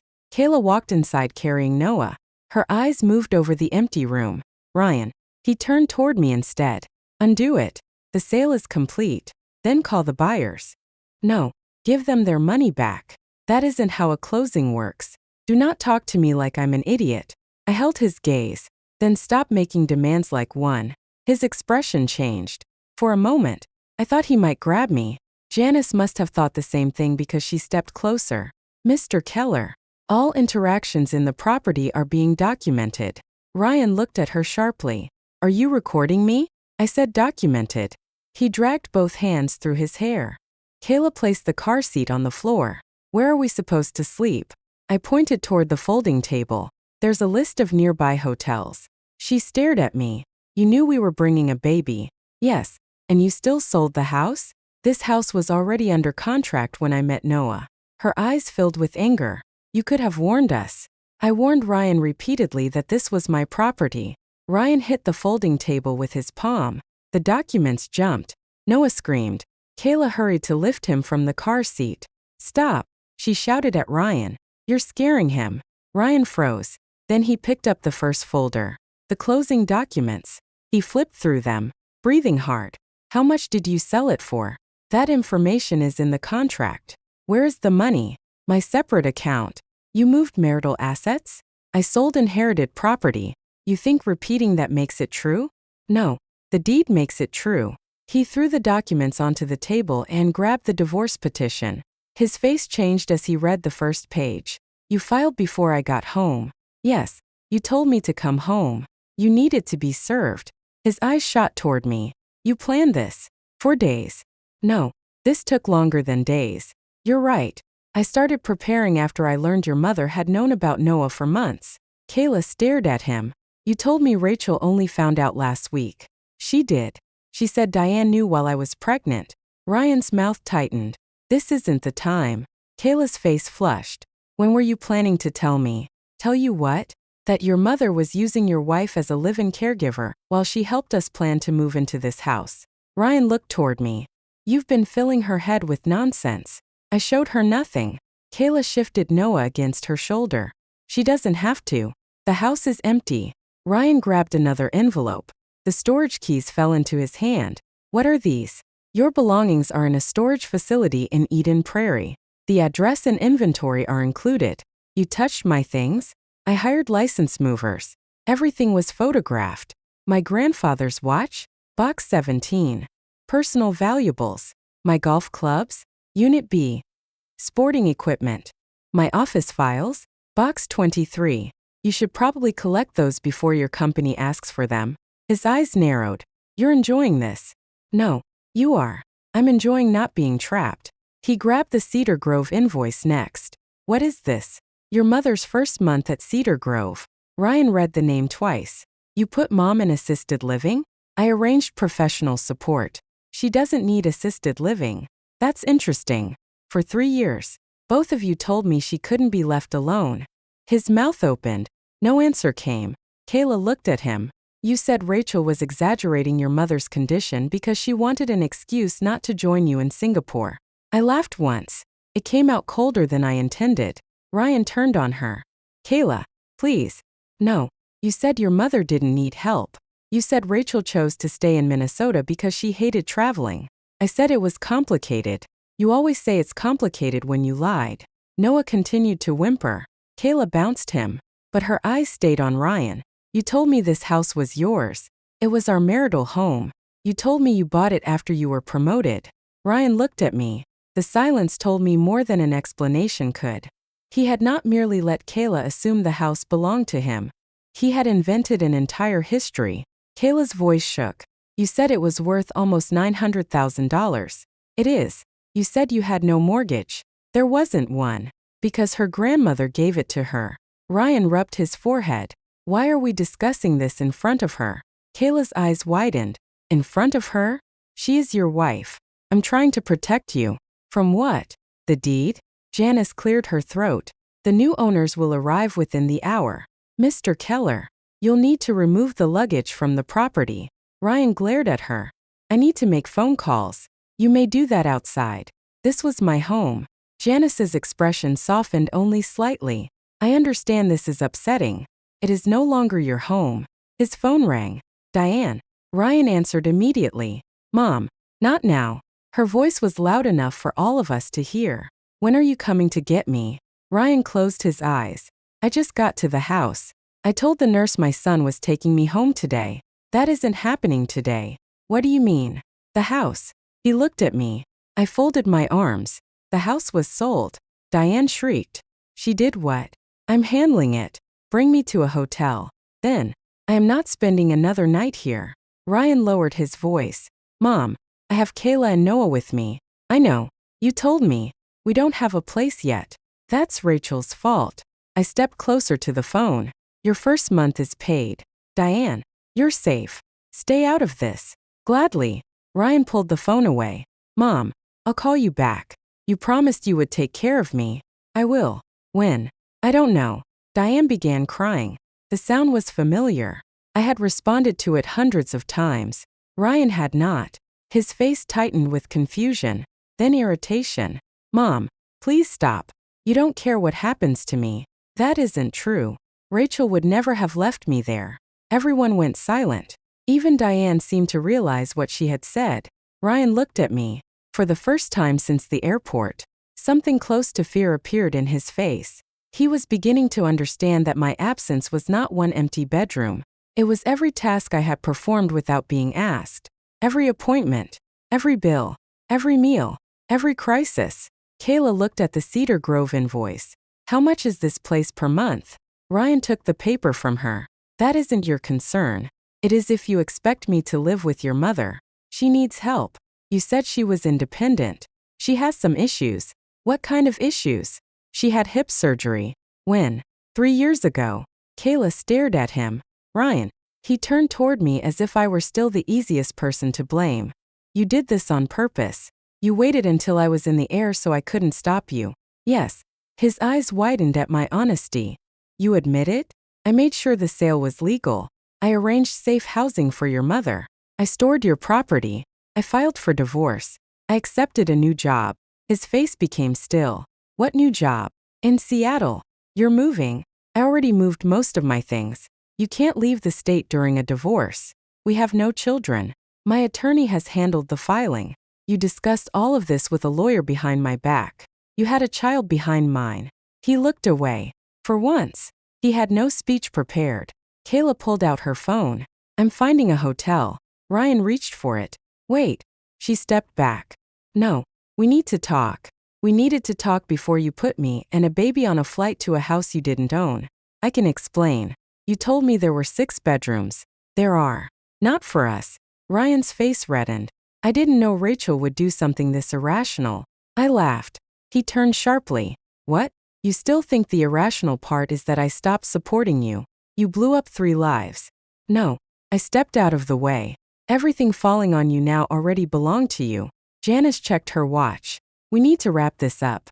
Ryan gathered the documents into his arms. These are coming with me. They were left for you. He snatched the storage keys. I'm calling my attorney. Good. I'll challenge the sale. Good. I'll demand half the proceeds. Talk to Monica. Who? My attorney. Her card is on the table. He looked at the card as if it were another personal betrayal. Then his phone began ringing again. Diane. At the same time, Noah started crying harder. Kayla's hotel search froze because she had no local service plan. Ryan stood in the middle of the empty room with the divorce papers in one hand, his mother calling in the other, and his son crying beside him. He looked at me. Fix this. The words came out automatically. Not please. Not I'm sorry. Fix this. Picked up my purse. No. His face twisted. Rachel, don't walk away. You walked away 3 years ago. I was working. You were building a second family. I made mistakes. You made plans. He followed me toward the door. We can discuss this privately. No. Do you want money? Is that what this is? I stopped. He almost walked into me. You still don't understand. Then explain it. You thought I would keep the house ready for you. You thought I would care for your mother, welcome your girlfriend, help raise your child, and wait while you decided whether I still had a place in your life. That is not what I expected. Your mother made a shopping list for a crib and told me to clear half of my closet. Ryan's expression flickered. He had known. Maybe not every detail, but enough. I continued. You didn't come home because you missed me. You came back because you needed somewhere to put everyone. That's not fair. It's accurate. I stepped outside. Ryan followed me onto the porch. Where are you going? To the airport. His eyebrows pulled together. What? My flight to Seattle leaves tonight. You're leaving me here? I looked past him. Kayla stood inside holding Noah, watching us. Janice had begun closing the folders. A rental SUV filled with luggage waited in the driveway. You brought everything you wanted home. I said, now you can take care of it. Ryan's face went pale. Rachel. I walked to my car. He called after me. You can't do this. I opened the driver's door. I already did. Before I could get in, Kayla hurried out of the house. Rachel. Wait. Ryan turned toward her. Kayla. Don't. She ignored him and approached me with Noah against her shoulder. Her face no longer held the careful politeness she had worn at the airport. She looked frightened. Ryan told me he had investments, she said. A large savings account. He said he could support us while I stayed home with Noah. Ryan stepped off the porch. This is not her business. Kayla kept her eyes on me. Is any of that true? I don't know what is in his private accounts. You handled the household finances. I handled my finances. She swallowed. He said you depended on him. For what? Money. I looked at Ryan. His expression was rigid. He sent $600 during a good month. I said, sometimes less. Kayla's mouth opened. Ryan raised his voice. I paid for my life in Singapore. And the vacations. I added. Kayla looked down at Noah. For a moment, I felt sorry for her. Then I remembered that she had known I existed. Sympathy did not erase responsibility. You should ask to see his bank statements, I said. Ryan came closer. Stop talking to her. Kayla turned on him. Why? Because she's trying to turn you against me. No. Your empty house is doing that. Janice opened the front door. Mr. Keller. Miss Brooks. You need to leave now. Ryan looked from Kayla to me, then back at the house. His control was gone. He no longer looked like the successful executive returning from an international assignment. He looked like a man standing in front of the consequences he had assumed someone else would handle. My phone buzzed. A notification from the airline told me boarding would begin in 90 minutes. I got into my car. Ryan struck the roof with his palm. Rachel. I lowered the window. His eyes were red. You owe me a conversation. I gave you 3 years to have one. Then I drove away. By the time I reached the airport, Ryan had called 17 times. He left 6 messages. The first was angry. You had no right to sell that house. Call me immediately. The second was threatening. My lawyer will freeze the sale proceeds. You're going to regret this. The third blamed me. Noah is exhausted. Kayla is crying. Mom is having some kind of breakdown. Is this what you wanted? The fourth sounded desperate. The hotels near the airport are full because of a convention. You need to help us find somewhere. The fifth was almost soft. Rachel, I know I hurt you, but you didn't have to destroy everything. The sixth came while I stood in the security line. His voice was lower. You always knew how to handle things. I don't know what I'm supposed to do first. I listened to that message twice. Not because I felt guilty, because it contained the closest thing to truth Ryan had given me. He did not miss his wife. He missed the person who knew what to do first. I deleted every message. Then I boarded my flight to Seattle without calling him back. On my first morning in Seattle, I woke before the alarm and reached for my phone. There were 23 missed calls. 9 from Ryan, 7 from Diane, 3 from an unknown Minnesota number, 4 from Cedar Grove. My first instinct was to call everyone back. I sat up, already making a list in my head. Check Diane's medications. Find a pediatrician for Noah. Help Ryan move the storage boxes. Make sure Kayla had formula and diapers. Then I stopped. None of those things belonged to me. Knowing that did not make the urge disappear. For 3 years, I had trained myself to believe that any problem I could solve became my responsibility. I turned the phone face down. At Cascade Rehabilitation Center, Evelyn met me outside the morning leadership meeting. She studied my face. How much sleep? Enough. That means less than 5 hours. I'm fine. That means you're not. I gave her a tired smile. Is this how you welcome every new manager?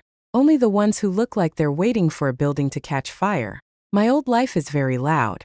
Turn it off. I can't turn off a divorce. No, but you can turn off notifications. She held out her hand. I stared at it. You want my phone? I want you to put it on silent before the meeting. What if there's an emergency? Whose emergency? The question made me uncomfortable. Evelyn waited. My mother-in-law is in assisted living, where there are nurses. My husband has a 6-month-old, who has 2 parents. He doesn't know how to manage any of this. That sounds like a skill he should develop. I slipped the phone into my bag. Evelyn nodded toward the conference room. Good. Now come make decisions for people who are actually paying you to do it. The meeting began with a staffing problem.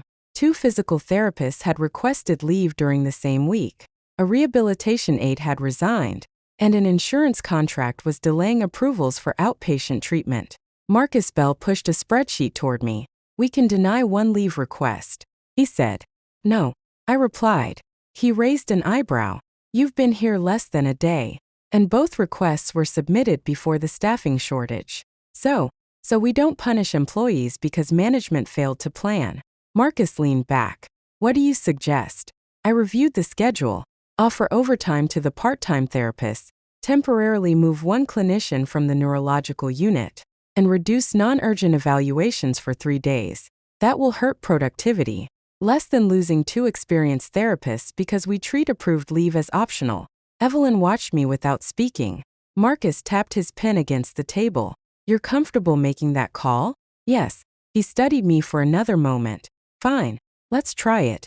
The decision was small, but it felt like proof that I had not imagined my own competence. By lunch, I had almost forgotten about my phone. Then Tessa called the main office. Evelyn appeared in my doorway. Someone named Tessa says you won't answer your cell. I took the call. Are you okay? Tessa asked immediately. I'm at work. I know. Ryan called me. My hand tightened around the receiver. Why? He wanted your address. Did you give it to him? Of course not. What did he say? That you had a breakdown, sold the house impulsively, and ran away with the money. I closed my eyes. He said that? He also said you abandoned Diane. She's at Cedar Grove. I know. He knows too. Tessa lowered her voice. He sounds bad. Rachel. Bad how? Angry. Scared. He kept switching between threatening legal action and asking me to convince you to come back. Did he say where they're staying? A hotel in Bloomington. I felt the old instinct rising again. How long can they afford that? Tessa was silent. Then she said, that is exactly the question you are not supposed to ask. I'm not helping. I'm just wondering. You wonder your way into fixing things. She knew me too well. What about Diane? I asked. Ryan took her out of Cedar Grove yesterday. I stood. What? He apparently thought assisted living was too expensive. Where did he take her? The hotel. I pressed my fingers to my forehead. She needs a raised toilet seat, medication monitoring, and transportation to her follow-ups. Cedar Grove provided those things. She'll miss her evening dose if no one organizes it. Rachel, I'm not going back. Then stop talking like you are. I breathed slowly. What happened at the hotel? Diane called me this morning because you blocked her. I didn't block her. I turned off notifications. She said Kayla doesn't prepare her breakfast correctly. Noah cries at night. And Ryan forgot to pick up one of her prescriptions. I nearly reached for my laptop to find the pharmacy information. Instead, I gripped the desk. Tessa, tell Diane to call her son. She did. He told her he was dealing with the baby. Then she can return to Cedar Grove. That's what I told her. I could hear the smile in Tessa's voice. What did she say? She called me a disrespectful little woman. That sounds like her. She also said you had poisoned me against the family. I'm sorry. Don't be. I enjoyed hanging up. After the call, I opened my personal email. Ryan had sent 7 messages. The first accused me of fraud. The second demanded the sale proceeds. The third contained a list of expenses he believed I should pay, including the hotel, a rental car, storage access fees, Noah's pediatric appointment, and Diane's meals. The fourth was titled, You created this emergency. I did not open it. The fifth was different. Please call me. I don't know where Mom's insurance card is. I knew exactly where it was. A copy was in the blue binder I had packed in Diane's first storage box. Another copy had been uploaded to the Cedar Grove patient portal. Ryan had received the inventory. I typed a response. The insurance card is in storage box D4. Blue medical binder. Cedar Grove also has an electronic copy. Please direct future questions through counsel, unless they concern the divorce process. I read it 3 times before sending. No apology. No extra instructions. No offer to call the pharmacy for him. My hand still shook after I pressed send. That evening, Monica called. Ryan retained counsel. She said, that was fast. His attorney requested an emergency hold on the house proceeds. My stomach tightened. Can they do that? They can request it. The money is already traceable and untouched, which helps. He says I sold the house to deprive him of marital property. He can say many things. Does he have a case? Not a strong one based on the current documentation. I sat on the edge of the employee apartment bed. What else? Larkwell Medical Systems contacted him regarding travel benefit irregularities. My breath caught. I didn't report him. I know. Then how did they find out? The annual benefit review was already underway. Your refusal to confirm that you received the trips likely triggered a closer look. I only told them I never traveled. That was the truth. Will he lose his job? I don't know. That depends on company policy and what he submitted. Despite everything, a small part of me felt guilty. Monica heard the silence. Rachel, I know. Do you? He has a child to support. He had a child to support when he used company benefits for personal travel. He'll say I caused it. He has already said that. I stared at the floor. Monica continued. His consequences are arriving together because you were previously separating him from them. That sentence stayed with me. I had not created the weight. I had simply stopped carrying it. 2 days later, Kayla called. I almost ignored the unfamiliar number, but something made me answer. Rachel. Her voice was tight. Yes, it's Kayla. I know. A baby cried in the background. I need to ask you something. I'm not helping you manage Ryan. That isn't why I called. What do you need? She inhaled. Did Ryan have a large investment account? I never saw one. He said he had almost $400,000. In cash, investments and bonuses. I handled only the household account. What was in it? Usually less than $5,000. She went silent. Kayla, he showed me screenshots. Of what?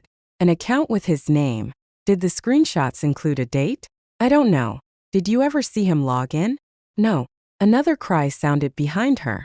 Kayla whispered to Noah, then returned to the call. He said the house was his biggest asset. He said once he sold it, we could buy something closer to the city. I never planned to sell for him. He told me you had agreed. I didn't know you existed. I know that now. Her voice broke on the last word. I leaned against the counter. What happened? I asked to see the account. And? He said he couldn't access it because of the divorce. That doesn't make sense. I know. What did he show you? His checking account. How much was in it? She gave a humorless laugh. After the hotel and attorney retainer? $2,800. I closed my eyes. Ryan had spent years looking successful. Expensive dinners, flights, tailored suits, a serviced apartment in Singapore. I had never asked what was behind any of it because he accused me of being unsupportive whenever I mentioned money. Kayla's voice hardened. He said you took everything. I took my house proceeds. He said you drained the joint account. I transferred nothing. Monica told me not to. There was a pause. I checked.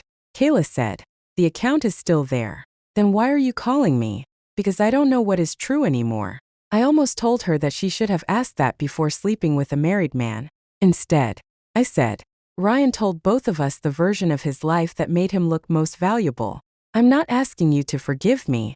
Good. I knew he was married. Her directness surprised me. He said it was over. She continued, that you stayed married because of the house and his mother. He said you had refused to move overseas because you didn't love him enough. He asked me to stay. I know. How? Diane admitted it during an argument. I let out a slow breath. What argument? She told me I was useless because I didn't know her insurance plan. I told her I had a baby and wasn't her nurse. I could picture Diane's expression. Cold eyes, tight mouth, the look that said another woman had failed to perform the service she expected. What did Ryan do? I asked. He told us both to calm down. That sounds like Ryan. Kayla gave a bitter laugh. Then his company called. They want receipts and explanations for the travel reimbursements. What did he say? That you reported him. I didn't. I believe you. I wasn't sure whether that mattered.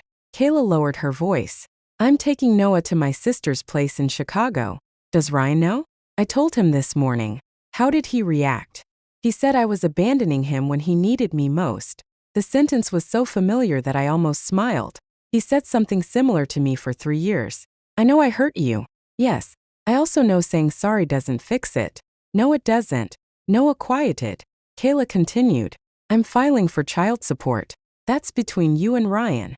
I thought you should know. Why? Because he's going to blame you for that too. She was probably right. After we ended the call, I sat in silence for several minutes. I did not like Kayla. I did not trust her. But I understood the moment when Ryan's promises stopped sounding like love and started sounding like instructions. That night, he called from a new number. I answered because I knew he would continue otherwise. What? I said. His voice was tired. Kayla left. I know. She called you? Yes. What did you tell her? The truth. You poisoned her against me. She asked to see your bank account. Silence. I walked toward the window. Ryan, did the investment account ever exist? It was a projected portfolio. What does that mean? It means I had a strategy. So no. I had stock options. Vested? No. Tin, you lied. I was going to have that money. You told her you already had it. I needed her to feel secure. You needed her to make decisions based on information you knew was false. His breathing became sharp. You've done enough damage. I didn't show her fake statements. You sold the house out from under us. There was no us on the deed. Stop hiding behind legal language. It isn't hiding when the language is accurate. He went quiet. Then his voice changed. The anger faded. Mom is impossible. I almost laughed. What happened? She criticizes everything. The hotel. The food. Kayla. Me. She did that before. You handled it better. No. I absorbed it. She keeps missing things. Her pills. Appointments. Paperwork. She didn't miss them. I managed them. I didn't know there was this much. Yes. You did. No. I didn't. You didn't want to know. He exhaled. I'm trying. Rachel. That's good. I called Cedar Grove. They'll take Mom back. But I have to sign the payment agreement. Yes. It's more than $4,000 a month. Yes. You paid that? For 1 month. And before that, I paid for groceries, transportation, prescriptions, home modifications, and everything insurance didn't cover. He became silent again. I didn't realize. He said, you never asked. I sent money, not enough to cover the utilities. I was paying for Singapore. You were also paying for Thailand, Australia, and a second household. His voice tightened. I said I was sorry. No, you said you were sorry I found out. What do you want from me? Nothing. That isn't true. It is. No one does all this because they want nothing. I gripped the phone. He still believed my actions were designed to force a response from him, that I was waiting for him to panic, apologize, and choose me. I did it because I wanted out. I said, you could have just filed and left you in my house, left your mother under my care, waited while you decided how much of my life you were entitled to keep. We could have worked something out. You already worked something out. I was supposed to move into the guest room while Kayla took mine. That was temporary. For me or for her? He had no answer. Then he said quietly, I miss you. The words once would have ended every argument. My chest still tightened, but not with hope. What do you miss? You. What about me? You always knew what to do. I closed my eyes. There it was. Not my laugh. Not my opinions. Not the way I used to wait by the window during Minnesota storms because he hated driving in snow. He missed competence. He missed labor. He missed rescue. You don't miss me. I said. Don't tell me how I feel. You missed the life I made possible. That's not fair. You miss having someone schedule your mother's appointments, pay the property taxes, find missing documents, and believe every excuse you gave. Rachel, you miss someone carrying everything so you could call yourself successful. His voice cracked. I made one mistake. No, you made hundreds of decisions. I was lonely. So was I. I thought you didn't need me. You liked that I didn't need much. It meant you never had to give anything. He breathed into the phone. Then, softly, he said, come back. No, we can go to counseling. No, I'll end everything with Kayla. She already left. I mean emotionally. Completely. She is the mother of your son. You don't get to erase her because the arrangement became difficult. I want my wife. You want your manager. That's cruel. It's true. His voice hardened again. You think Seattle changed you? No. Seattle gave me somewhere to go after I changed. I ended the call. For the first time. He did not call back immediately. 3 weeks passed. I learned the names of every therapist at Cascade. I approved a revised staffing plan. I helped resolve a dispute between a patient's family and an insurance case manager without apologizing for enforcing policy. I also woke some nights wondering whether Diane had taken her medication. Each time, I reminded myself that Cedar Grove had nurses. Then one afternoon, Marcus appeared at my office door. There's a man in the lobby asking for you. My stomach tightened. Did he give a name? Ryan Keller. I stood too quickly. Marcus noticed. Do you want security? No. Then I reconsidered. Stay nearby. Ryan waited near the reception desk. His suit was wrinkled. Dark circles marked his eyes, and his face looked thinner than it had at the airport. When he saw me, he stood. For 1 second, relief passed across his face, like I was still home. Rachel, what are you doing here? I needed to see you. You have an attorney. This isn't about the divorce. Everything between us is about the divorce. His mouth tightened. Can we talk privately? No. People moved through the lobby behind us. Ryan glanced at them, embarrassed. You're making a scene. I'm standing at my workplace. He lowered his voice. Larkwell removed me from the Singapore division. I said nothing. They're demanding repayment for the travel benefits. That is between you and Larkwell.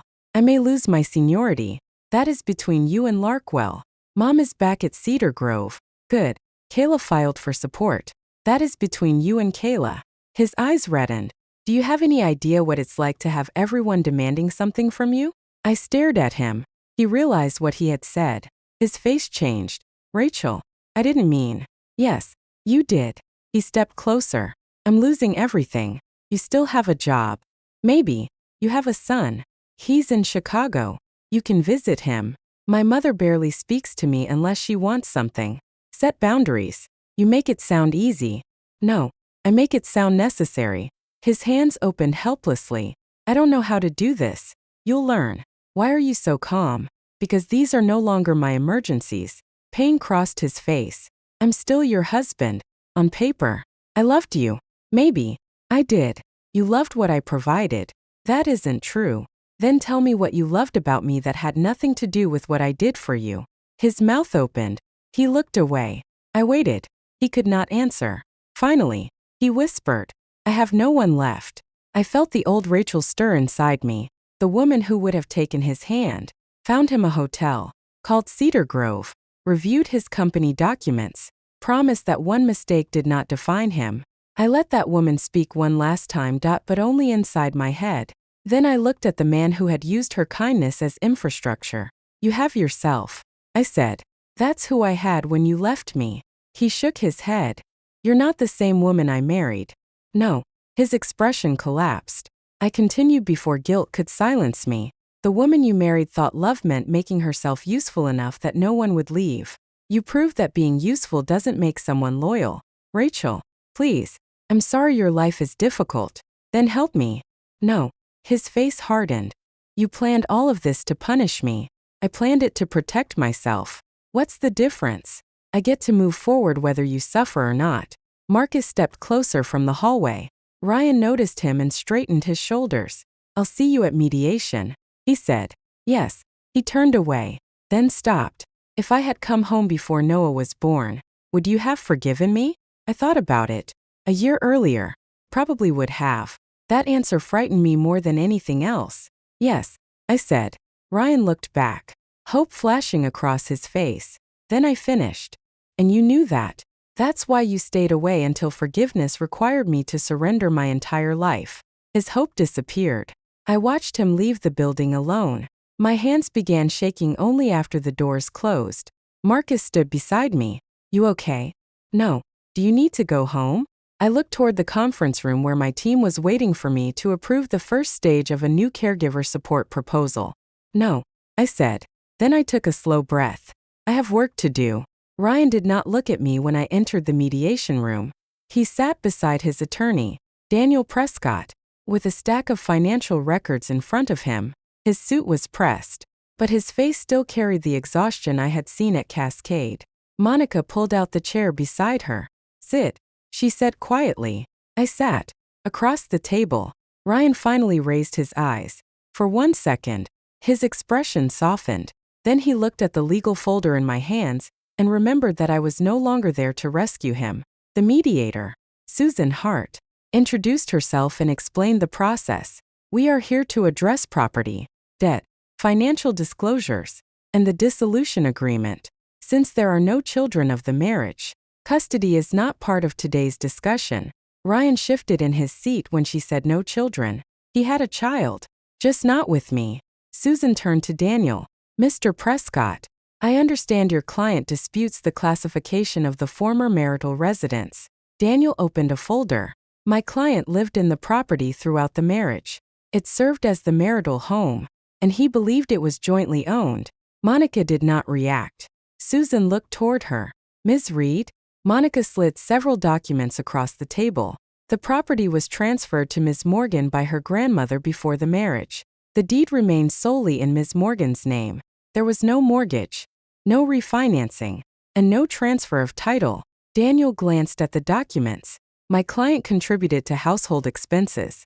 Monica placed another stack beside the deed.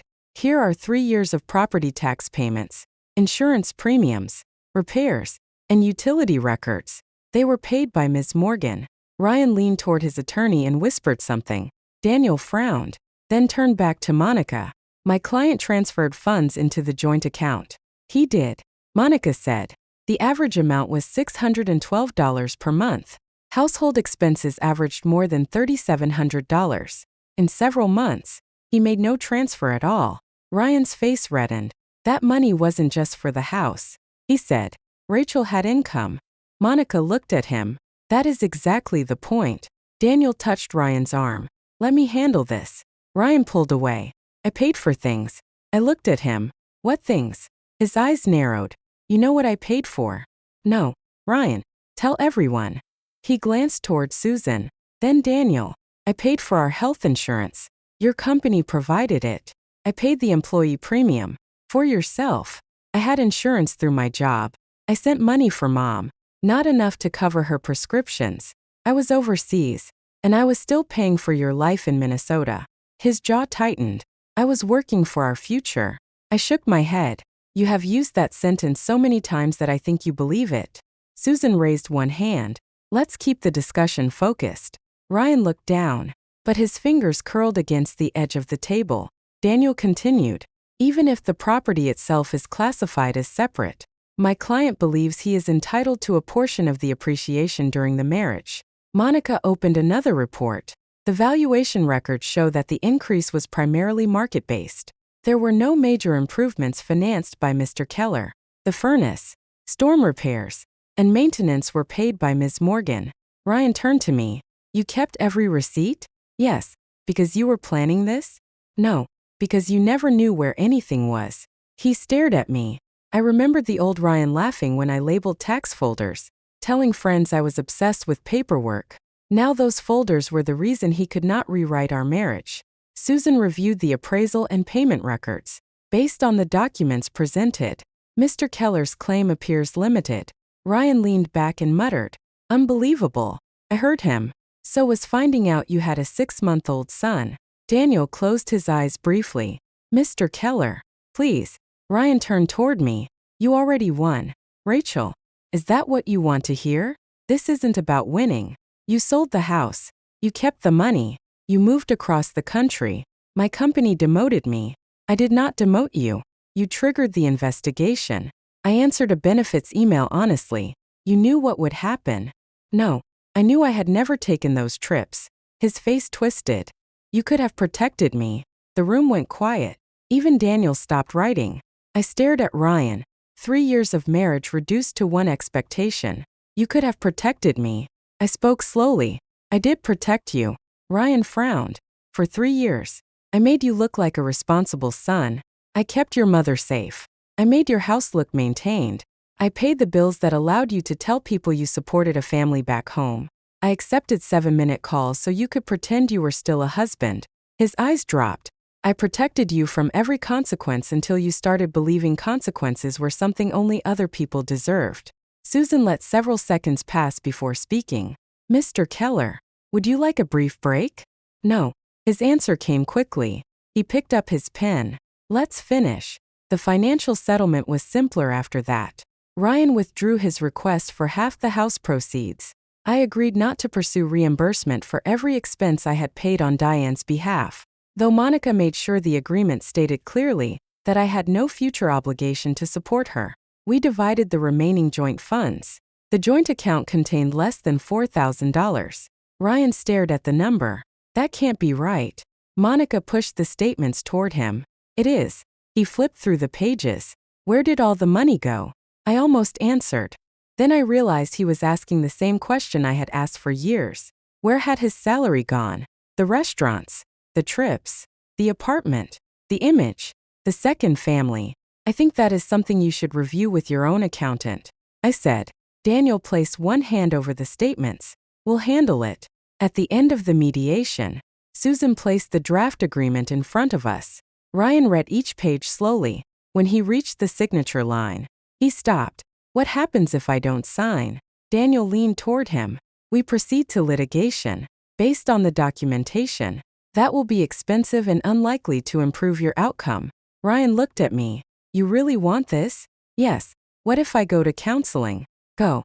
What if I change jobs? That's your decision. What if I prove I can be different?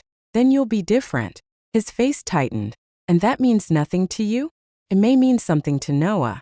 He looked away. I continued. You should change because you don't want to keep hurting people, not because you think good behavior will earn me back. He swallowed. I don't know how you can throw away everything we had. I looked at the unsigned agreement. I'm not throwing away our marriage. I'm acknowledging that you already did. Ryan's eyes filled, but he blinked before the tears fell. Did you ever love me?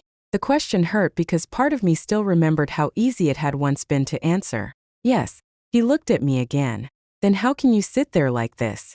Because loving you did not make what you did acceptable. He pressed his lips together. I still love you. No. I said quietly. You still want access to me. His expression collapsed. I did not feel triumphant. I felt tired. But beneath the exhaustion was something solid. I no longer needed him to agree with the truth for it to be true. Ryan signed. I signed after him. When we left the room, he followed me into the hallway. Monica and Daniel walked ahead to speak with the clerk. Rachel. I stopped but did not turn around immediately. What? I'm sorry. His voice was low.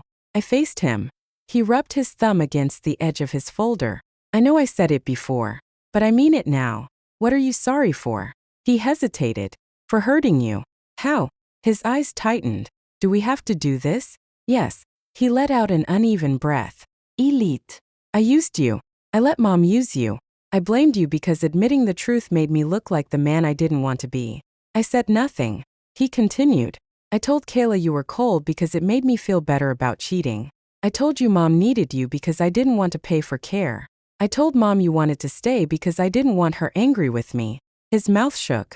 I made every woman in my life responsible for the promises I made to the others. That was the first honest thing he had said without being cornered by evidence. I nodded once. That sounds accurate. He gave a broken laugh. That's all? What do you want? I don't know. Maybe forgiveness. Forgiveness isn't the same as reconciliation. I know. Do you? He looked down. I'm trying to. I adjusted the strap of my bag. Then start by taking care of your son without treating child support as punishment. Visit your mother without expecting a woman to organize the visit. Pay what you owe Larkwell. Stop telling yourself that honesty is cruel just because it makes you uncomfortable. He looked at me. Will you ever forgive me? Maybe. Hope appeared in his face. I ended it before he could misunderstand. But forgiveness will not bring me back. His shoulders dropped. I know. This time. I believed him. Diane sent me a letter a month after the divorce became final.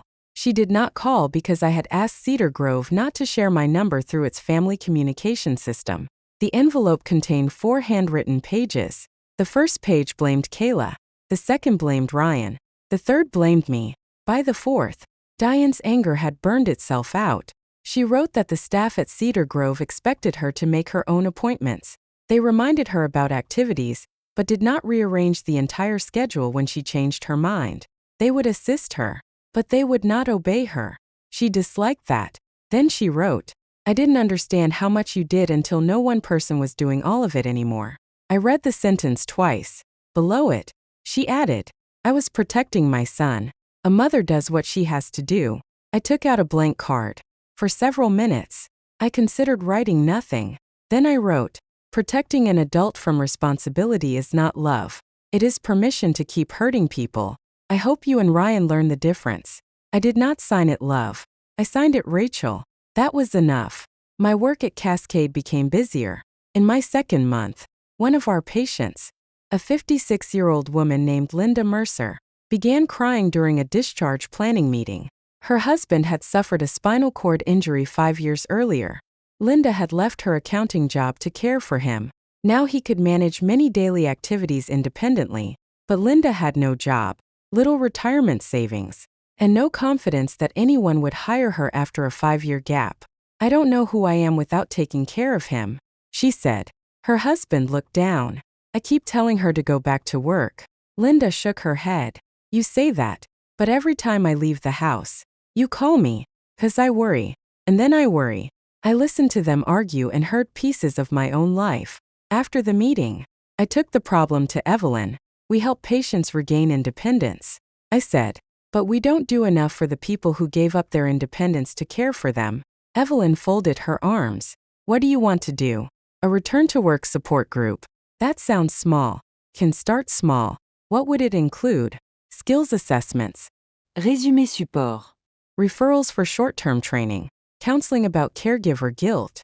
Education for families who keep treating one person as the permanent solution." Evelyn watched me. "This is personal." "Yes. Can you separate your experience from theirs? I can use my experience without making the program about me." She nodded slowly. "Write the proposal." I spent 3 weeks building it. Marcus helped with the budget. Tessa reviewed the caregiver education materials over video calls. A local community college agreed to provide discounted certificate courses. 2 hospitals offered referral partnerships. We called it the Return Program. At the first meeting, 6 people sat around the table. Linda was one of them. Another woman, Sharon, had cared for her mother with dementia for 11 years. A man named Peter had left a sales career to care for his wife after a stroke. When I asked everyone to introduce themselves, Sharon began to cry. "I haven't had a job in 12 years. She said.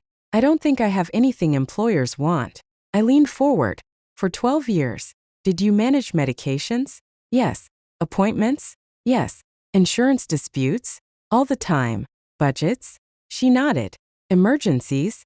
"Every week." "Then you have skills. We're going to help you name them in a way that doesn't erase what they cost you." Sharon wiped her eyes. "What if my family thinks I'm selfish?" I thought of Diane standing in my kitchen and telling me a good wife should not think about her career.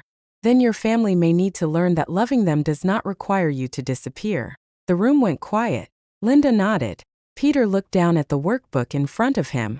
That was the moment the program became real. Not when the budget was approved. Not when the brochures were printed. When 6 people heard that wanting a life did not make them cruel. I bought a small condominium near Lake Washington after Monica confirmed the remaining financial matters were complete. It had 1 bedroom, a narrow balcony, and a kitchen smaller than the one in my grandmother's house. It was enough. On the day I moved in, Evelyn brought takeout and Marcus carried boxes without making a speech about how I should arrange them. A week later, Marcus stood in my office doorway holding 2 coffee cups. "There's a team hike Saturday," he said. "I heard. Are you coming?" "I haven't decided." "You should." "Is that an order?" "No. I learned very quickly that ordering you around is ineffective." I smiled. He handed me a coffee. "For the record, it's not a date. I didn't think it was. Could become one someday." I raised an eyebrow. Marcus's face reddened slightly, but he did not look away. "Or not," he added. "You get to decide." The sentence mattered more than the invitation. I agreed to the hike. Nothing more. For the first time, the possibility of a future relationship did not feel like rescue. Felt like a choice I could make later. Ryan sent me one final message several months after the divorce. It included a photograph of Noah sitting on a blanket, reaching toward the camera. Ryan wrote, "I have him every other weekend now. I changed apartments at Larkwell and started repaying the travel benefits. Mom is staying at Cedar Grove. I finally understand how much work you were doing." I looked at Noah's face. He was innocent. He deserved a father who learned something from the damage he caused. Ryan added, "I wish I had understood before I lost you." I typed a response. "I hope you learn to carry your responsibilities without waiting for another woman to collapse under them. Noah deserves that." I pressed send. Then I deleted the conversation. That evening, I returned home after the return program's first participant received a job offer. Sharon had been hired as an administrative coordinator at a senior health clinic. When she called to tell me, She laughed and cried at the same time. They didn't see 12 empty years. She said. They saw everything I learned.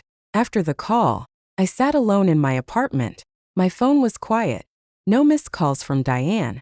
No messages from Ryan demanding documents. No one asking me to cook, drive, organize, forgive, or wait.